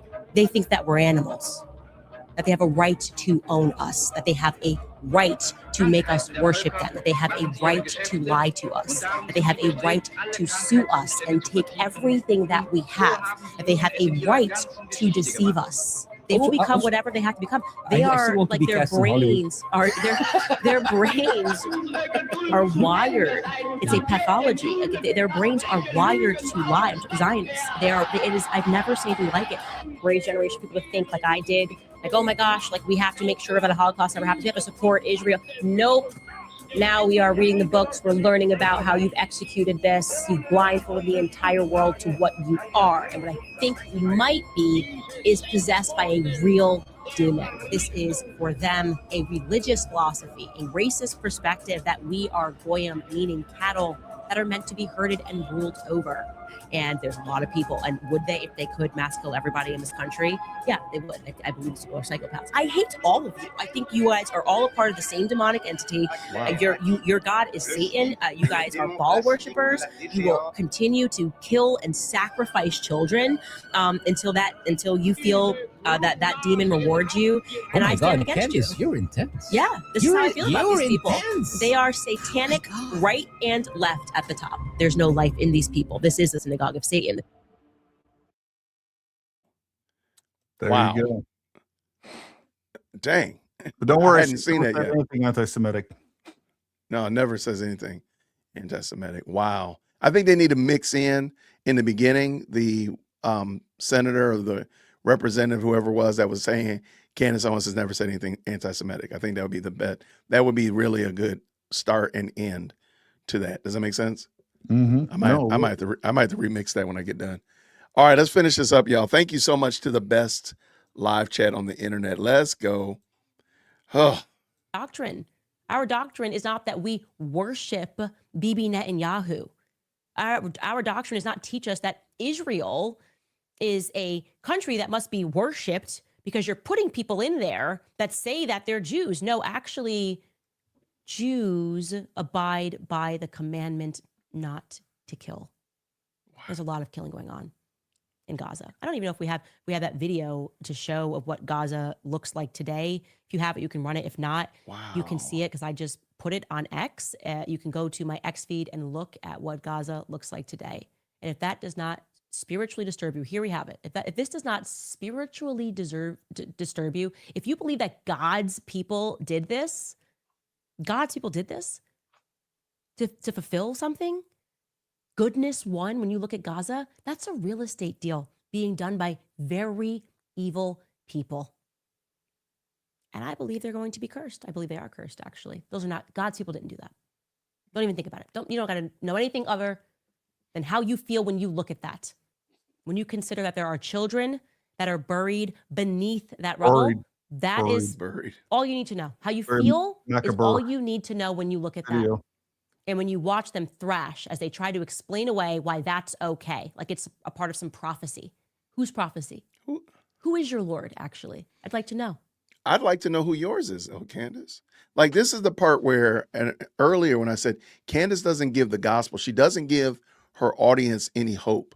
And what Candace is doing, Candace is a Pharisee. And if you remember the parable that Christ gave of the Pharisee and the tax collector, the Pharisee was like, God, thank you so much. And I'm so amazing. And I'm definitely not like this good for nothing low down tax collector back here. I do everything right. Mm-hmm. And the Pharisee didn't even, the tax collector couldn't even look up to heaven, but beat his chest and said, Lord, have mercy on me. Candace is giving her audience the thought that they're better than the tax collector. Yeah. When in the parable, everybody's a tax collector. But she is telling them, hey, y'all, look, we are better than these people. Yeah. Okay, and you know what? I'm willing to give you. I don't know the ins and outs of Gaza because Gaza doesn't happen to be right here at Whitaker Park. I'm not losing sleep over what's going on 9 time zones away. Let me make sure I want to make sure I get people upset. So let me big screen myself. I'm not losing sleep about what's going on 9 time zones away. So you can miss me with that. I'm worried about what's going on right here in my own little fiefdom, in my own little area. But by the way, Candace lives in Nashville. Nashville is a very, very problematic place. She don't seem to be worried about that. But she worried about what's going on 9 time zones away. There's more children dying in Nashville than have died in Gaza. Prove me wrong. But let me go back to my point. Candace is a Pharisee, and she is indoctrinating and inoculating her audience from the gospel. They think they're actually okay because those people there are terrible. I'm okay, God. I do everything right. I'm not like those tax collectors over there. This is evil. This is evil. My name is Jason. And I got some emails from some people that have a problem with it. Not a problem. If I need to, I'll kick Gary off and we'll just do a live and we can just shoot this out. No pun intended. But what you're not going to do. You want to send in complaints about Jason, you can send them to me. Management will take care of it. Yeah, absolutely. But please understand, this woman is wicked. And I will say that with my whole being. Well, she just intentionally misrepresented the Bible as well. She just sat there, this is the ones that says thou shalt not kill. We understand that the 10 Commandments, when it says kill, what it specifically means is murder. And obviously there's lots of warfare commanded by God, and murder and warfare is not murder. Neither is self-defense or anything else. Like, again, it's just little things like that shit that she's constantly doing that's eroding the truth away and creating a narrative that she wants to create in spite of the truth, in spite of evidence, in spite of logic and common sense. Absolutely. All right, let's finish this up. We're rounding these bases, Gary. I love it. I'd like to know who it is. I know who's going to win in the end. Christ is king. Truth is going to win. Goodness is going to win. And so I'm on that side. Let the liars lie and thrash around. And I can't even imagine who are they going to put to work pulling out all the dead children. Probably our military. Our military, if we're being honest, it's going to be our military. No, it isn't. Coming back with PTSD. She's so boring. That's going to be our job, right? You got to worship Bibi Netanyahu. What are you talking about? Do not let your sons go into the military. Don't do that. I think Bibi's making his 7th trip here this week. Don't let your kids go into the military. It's been completely hijacked by Israel, probably since 1963. Wow. We have not gotten an answer as to what happened to Charlie Kirk. We've got nothing but lies. I say the social contract has been violated. Wow. They're supposed to protect us. People are being killed on American soil because foreign nations have an issue with them. That's the reality. What Sorry, people? I'm supposed to be reading your comments. You're talking about just went off. Charlie. I don't even know what happened here. No. Angelina writes, my best friend's funeral was on Saturday. It was absolutely beautiful and emotional. Charlie's was not. I have deep sorrow for those who loved him. He didn't deserve any of this. My prayers are with you, Candace. You are close. We are close, by the way. I want to say I'm not even the one doing this investigation. This has been all of us. I just have the platform, and this platform is not mine. I genuinely know that this is God's platform. And whenever he's done and has used it, I'll be off of this. If this is the reason why. Clip that, please. Here, I'm going to back that up. I need all of the, get your smartphone, get your dumb phones. I need you to clip that. That needs to be your prayer. That needs to go from east to west. Look, I'm going to play that again. Clip it. Candace, you are close. We are close, by the way. I want to say I'm not even the one doing this investigation. This has been all of us. I just have the platform, and this platform is not mine. I genuinely know that this is God's platform. And whenever he's done and has used it, I'll be off of this. If this is the reason why I have the top podcast to just get to the bottom of this because it's reveals so much to us, then so be it. I'm content with the story. I'll do a deal with the government. If they come out and they tell us the truth about what they did to Charlie Kirk, I'll retire from podcasting. How about that? Zionist, something for you to focus on. You want me gone? You want me to shut up? I care so much and so deeply about what happened on September 10th. I will agree to retire from podcasting if you admit what you did. How's that? I won't hold my breath. Somebody just come out and admit it, even if no, it's not true. Just admit it. So he goes away. You know what? I'm going to admit it. I admit it. Gary. But see, the thing is, she knows her audience is smooth brained. That was actually the end of it. She didn't say anything else after that. She knows her audience is smooth brained and they're retarded. I'm just going to say it. You know why? Because every time she has an issue, she makes this grandiose claim. Don't you remember she made the exact same claim to Piers Morgan about Brigitte Macron? The exact same thing. She did it to the Macrons as well. The exact same thing.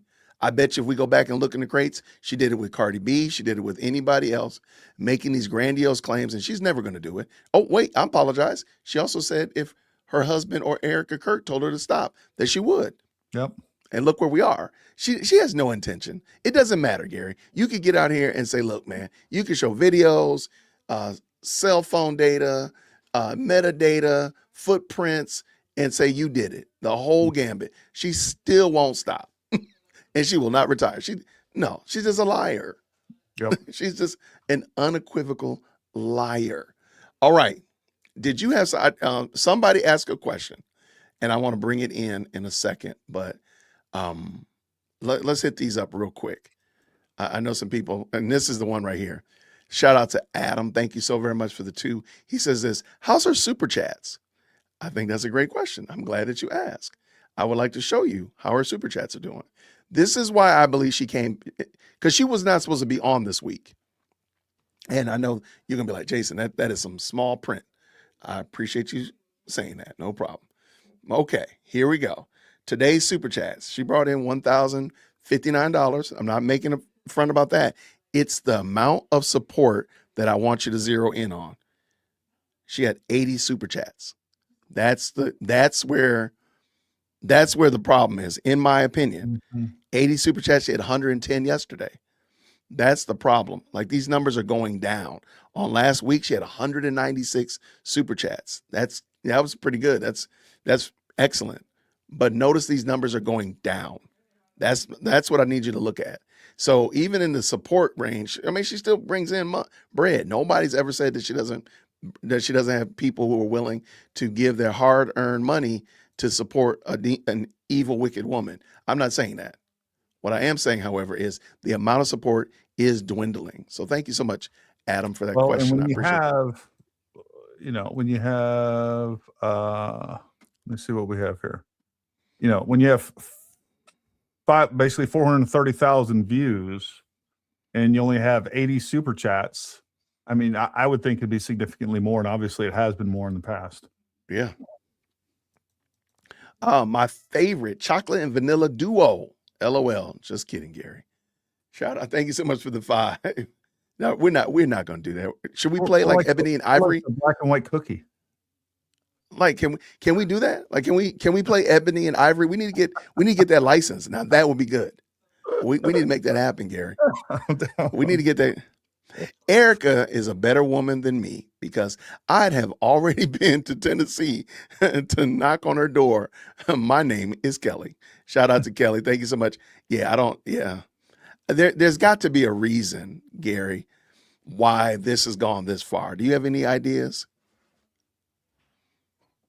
Well, I have some theories on it, and then I have some other things on it. So first of all, I don't think that Erica is watching this at all. Right. Gotcha. So I think she's completely doesn't pay attention to it, and it's probably good. So there's that portion of it. Yes. Number 2, look, the other thing, the other reality is I talked about this yesterday.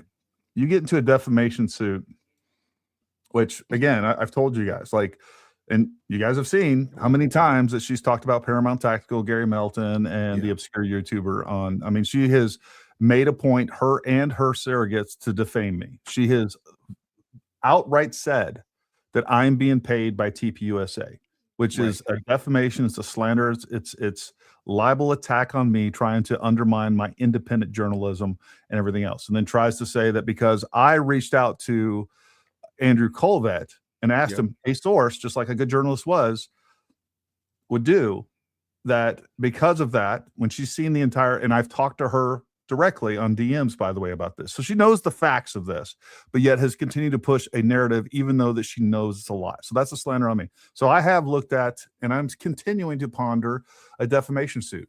But this is the reality of a defamation suit, is that you can sue somebody for defamation. All right. Then that alone is going to go 2 or 3, maybe even longer years, and it's going to cost you hundreds of thousands of dollars.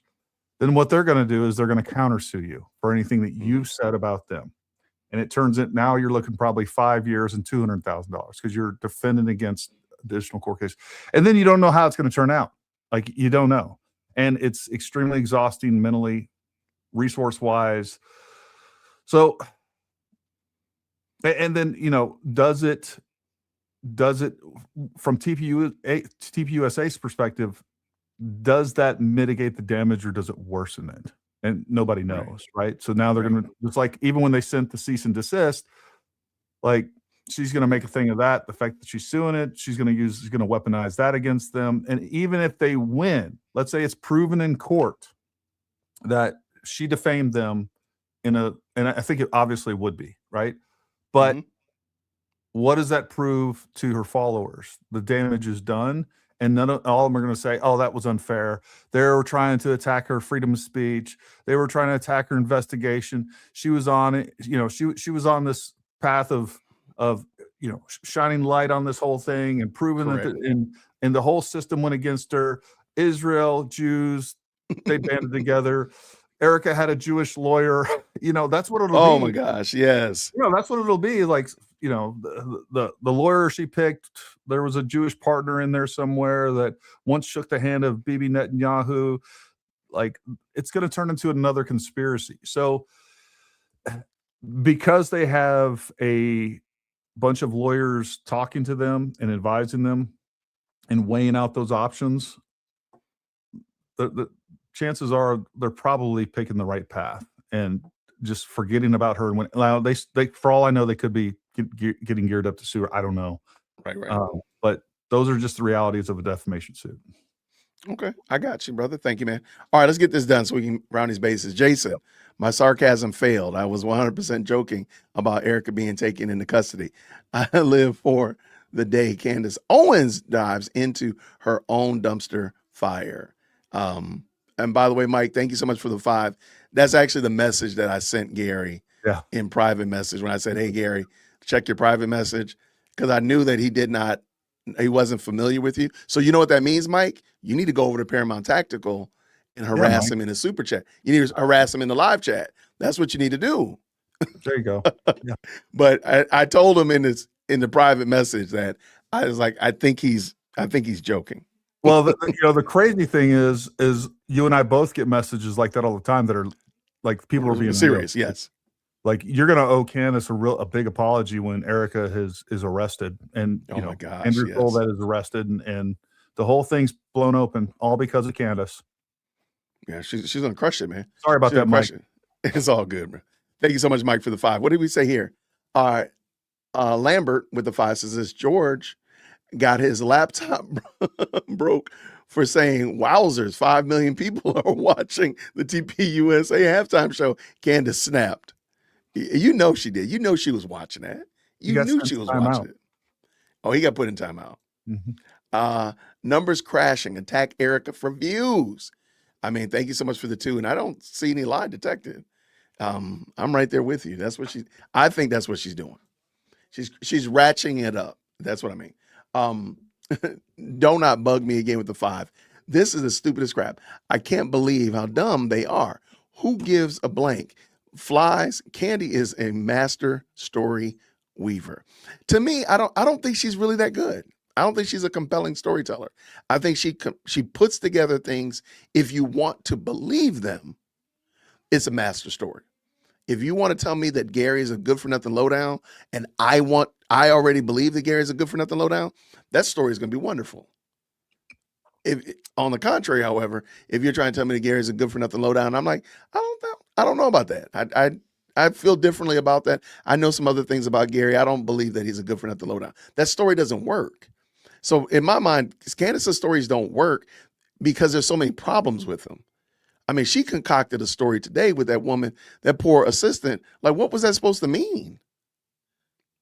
Like, because your assistant didn't go to UVU. Erica's assistant, when Erica wasn't going to begin with, didn't go. It now proves Erica's guilty, and I guess the mother's guilty too.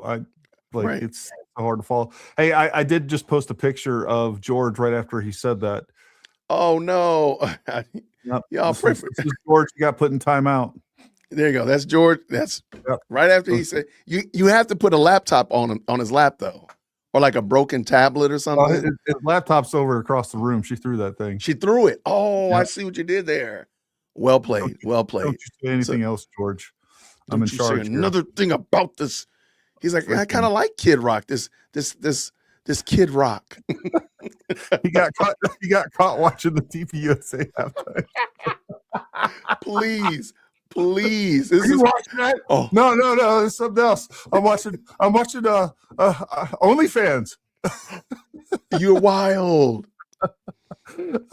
Oh my Don't say gosh, that anything is the best. No, that one. Oh my gosh. Look, let me tell you right now. You know what, Gary? Let me stop the audience right now. I do not want somebody to take this picture here. Let me make a big screen so y'all see what I'm talking about. I do not want you to take this picture and put a broken laptop or broken tablet or any kind of Photoshop of like Turning Point USA's Super Bowl show in this picture. And I definitely, unequivocally do not want you to email that to me at dearwokec@gmail.com. I will not accept it. I will not accept it. I do not want you to do that. Do not do that. Or did I make myself clear? An AI animation of that. Definitely don't do that. Oh my gosh. Oh, I will not accept. I will not accept any of that AI slop sent to dearwokec@gmail.com of Candace taking his laptop and breaking it because he was watching the TPUSA Super Bowl halftime show. I will not accept that email. Let me check my email right now and tell it not to accept any of that kind of shenanigans and foolishness. Somebody pointed, I didn't notice this at first. but somebody pointed out when I posted this picture to X that it does look like in this picture, not only does she kind of pushing the alpha thing, she does look like she's suffering from a Michelle Obama syndrome in this, if you know. Y'all are wild in your y'all are wild. Look, see, I gotta go. All right. Candy green is not your color, honey. Shout out for sure. Thank you so much for the $2. Y'all are wild. Gary, I'm gonna put you in timeout, man. I gotta put you in timeout, dude. I got to, man. 0-second timeout for you, Gary. I cannot believe you, man. Y'all put Gary in the chat. Just write his name, Gary. And as many times as he is, you put his name. That's how many seconds timeout he's gonna be. 0-second time, whatever. Man, Erica Kirk, get your license in 2 months after dating Charlie Kirk. Erica Kirk got her license 2 months after dating Charlie Kirk. Yeah, I don't know what that means. Like, what's the purpose of? Okay, fine, she got a real estate license. Gary, do you know people who have their real estate license that maybe have it as like a side hustle? I don't know any that aren't guilty of murder. You know, all so your friends are guilty of murder? All of them. Whoa. All of them. What kind of people you hang out with, man? Correlation between killing your husband and anything else is if you have a real estate license, you're definitely guilty of something. Something. Man, Grace Papa said this. Erica builds, Candy destroys. I like it. Monica says this. Thank you so much for the 10. Just wanted to say thank you both for all you're doing, holding Candace accountable. I love your commentary. It is the only way I can watch her. I'm glad you both haven't let up on this evil woman. Hey, we're having a good time. Shout out to Gary for coming over today, man. That was fun. This was always a lot of fun. Thank you so much for that. Papa says this again. Oh no, Happy. She had to have done it. I mean, the fact that Candace finds the smallest little thing is an issue, and or she'll blow it up into an issue. It's going to have to be studied by science, man. Yeah. All right, we got some brand new members. Shout out to brand new CJ Corinthian doling out 5 memberships to the people. I love it. Extending out. What did you call your group? What did you call Door Kickers? The Door Kickers. Paramount Door Kickers. The Paramount Door Kickers. All right. Grace Papa says this with the 20. I am not Jewish, but my Lord and Savior is, and he's coming back to rule from Israel for 1,000 years before he ascends and rules forever in heaven. I won't miss you, Candace. I agree with you 100%. She will not be missed one bit. Thank you for. Maybe she'll find Jesus legitimately and come around. Maybe so. Thank you for the 20, my friend. MT says this with the 2. Imagine a white male saying this.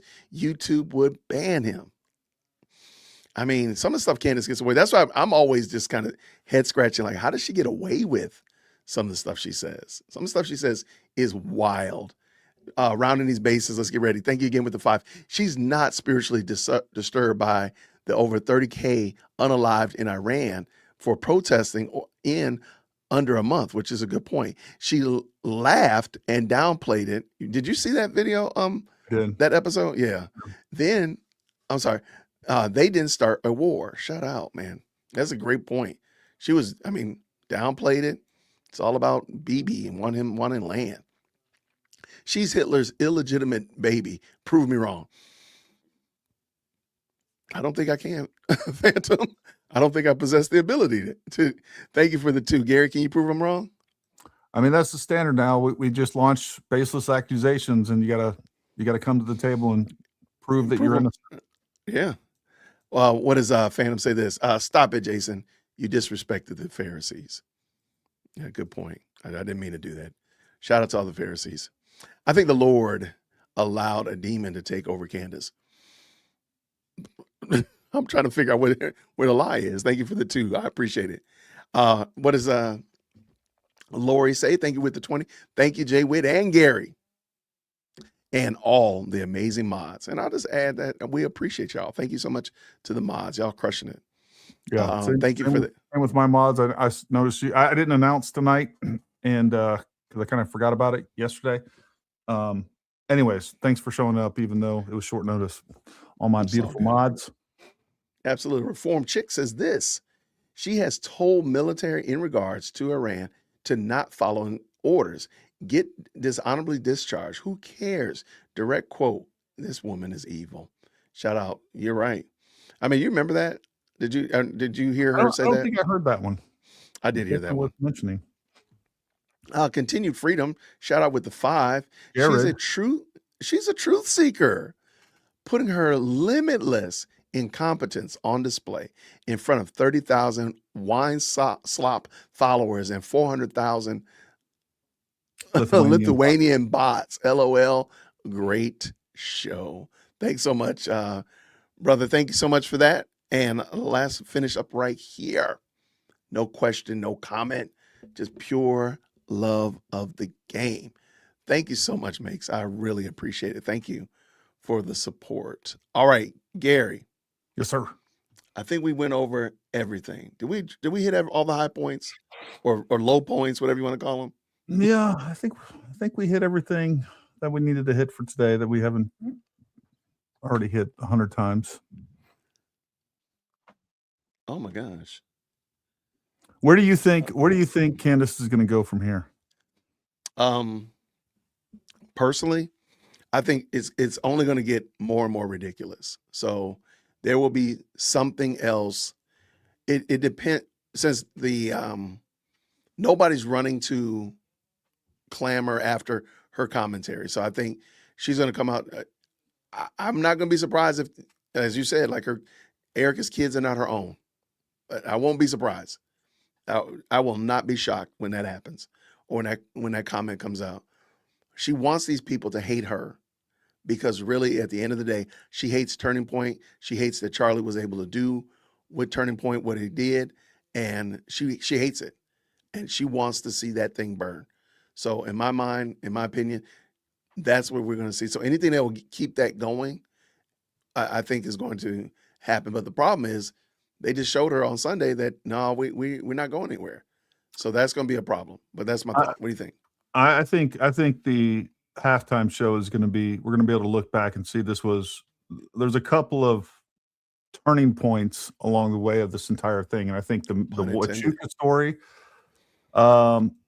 was huge. I think that eroded a lot of her support and made other people that weren't aware of what she was saying aware of what's going on. And we see that, like, you go to X now compared to like 2 months ago, and it's a different landscape. Different. It's much more adversarial toward Candace, and more people that are prominent are coming out and speaking out against her. But I also think there's going to be a cultural shift against Candace because of the halftime show. I think you're right. I think we're going to continue to see more direct attacks on Erica. Do you think she's ever going to come back and try to verify or talk more about the French assassins and Israel? Like, we've gone so far from her explaining what happened to Charlie Kirk. We've never got an explanation mechanically. Like, we never, other than just the other day, she was on that podcast with, I forgot his name. Anyways, she said she thought somebody was out in the crowd, which makes no sense. That actually killed him, which is like somebody could shoot a gun out in the crowd and the 30 people around them not notice that they shot a gun. It's absolutely absurd.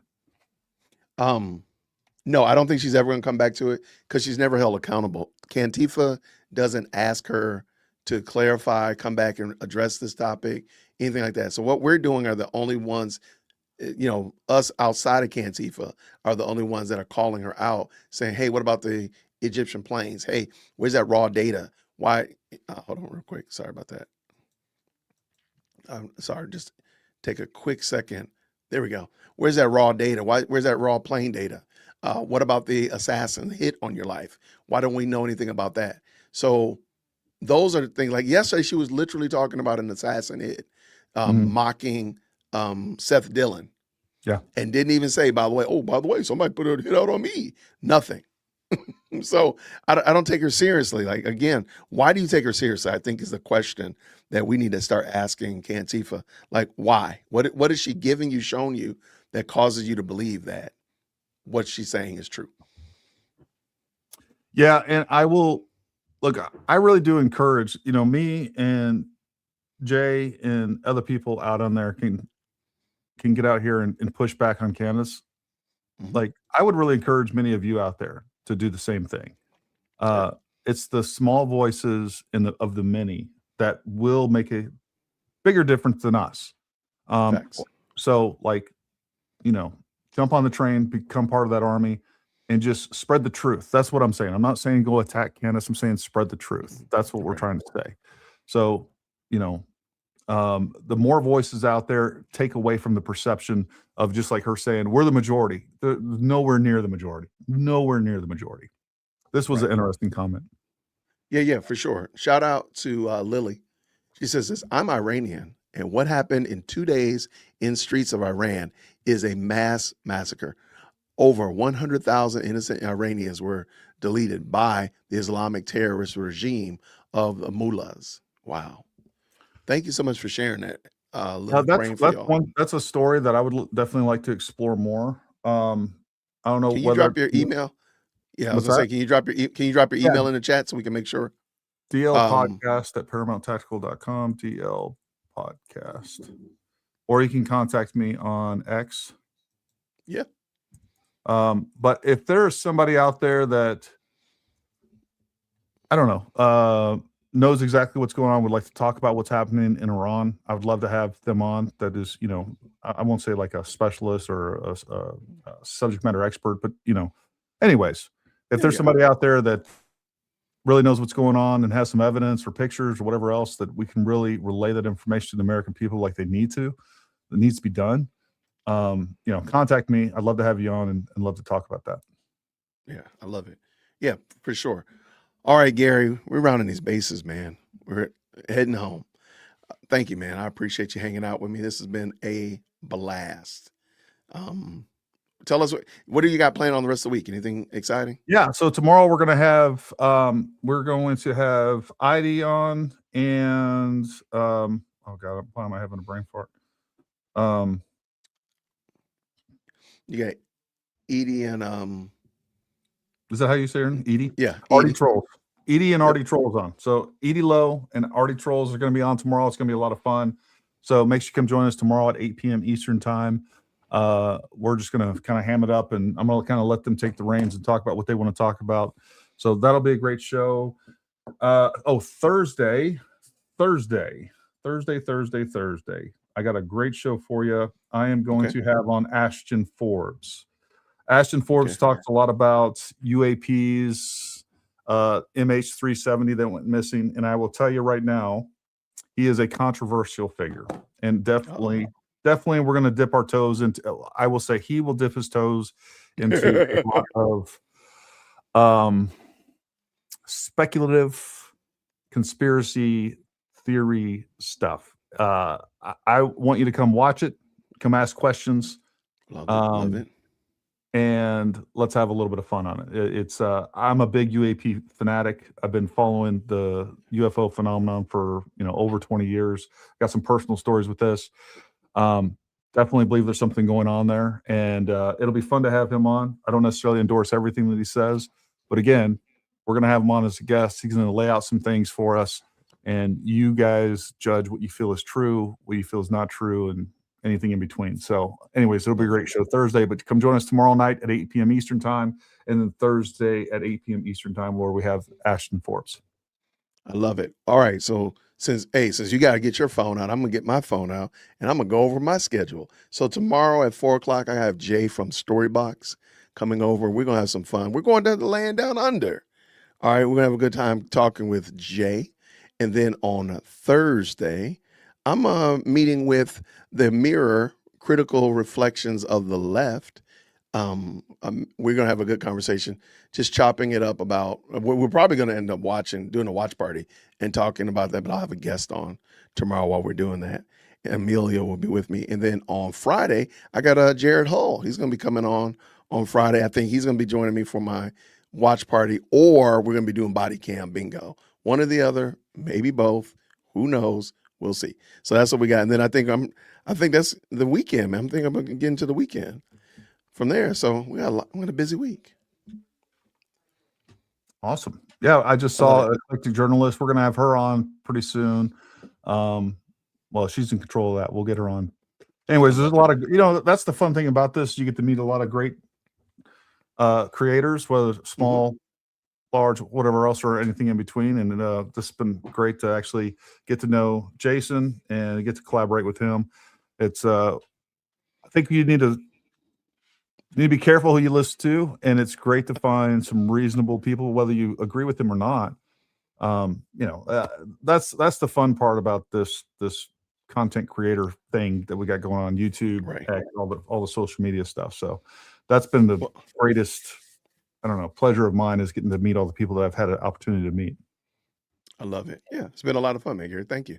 All right, everybody, if you're not following Gary at Paramount Tactical, please run over there once we get done and make sure you subscribe. Make sure you hit the bell notification. Maybe leave them a couple green hearts and some videos. Now, if you're on Paramount Tactical and you're not following me, I did drop my link down here as well. Please jump on over here and help your boy get that 100,000 before Gary goes and puts a hole strategically through his own 100,000. Look, come on, man, I gotta get mine. So I'm trying to get my plaque. There you go. Yeah, folks, you're watching this. Look, it doesn't cost you anything. Go subscribe to our channel. Doesn't cost you a single thing. Click the button. Whether you agree with us or not, expose yourself to people that, I've had Rage Bronson on. We need to have him on again. I love Bronson. He's a little Maybe weird. We'll have him on some peanut butter, but other than that, I love that guy.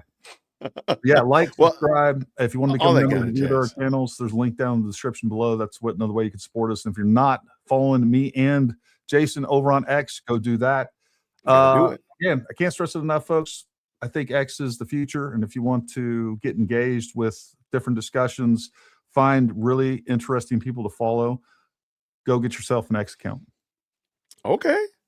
Gary's putting all the chips down on X. I like this. I like this. Gary's betting on X. I don't know if that works. I think it's going to be, they're moving more to video.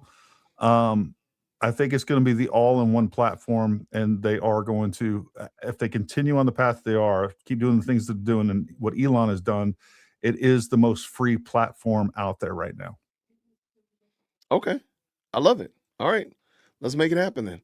All right, good people. Thank y'all so much for hanging with us. It's been a long night, but it was a lot of fun, Gary. Let's do it again. You do anything next week? No, man. I told you we could do this if you want to do it every Tuesday or whatever. I'm down with it. I love it. I think it's a great thing to do. I love it. Well, everybody, thank you so much. We'll see you real soon. I appreciate y'all. Do me a favor, if you don't mind. Green hearts in the chat when you get out on your way out the door. Make sure you tip your waiters. Thank you to the mods. Thank you to the best live chat in the most electrifying comment section. Thank you to all of you all. Thank you that nobody has emailed me any of those terrible pictures that I asked you not to email me. I thank y'all. I want those pictures. Please make it happen. Everybody have a great night. See you soon. Grace and peace. Thank you so much for tuning in to another episode of the JWhit Podcast. If you enjoyed today's show, please do me a favor and hit me up with that 3-piece special. Like the video, subscribe, and of course, share it with somebody who would also enjoy this type of content. And make sure you leave a comment, because I do pin the best comments to the top. So thank you so much for tuning in today. And until next time, everybody, grace and peace.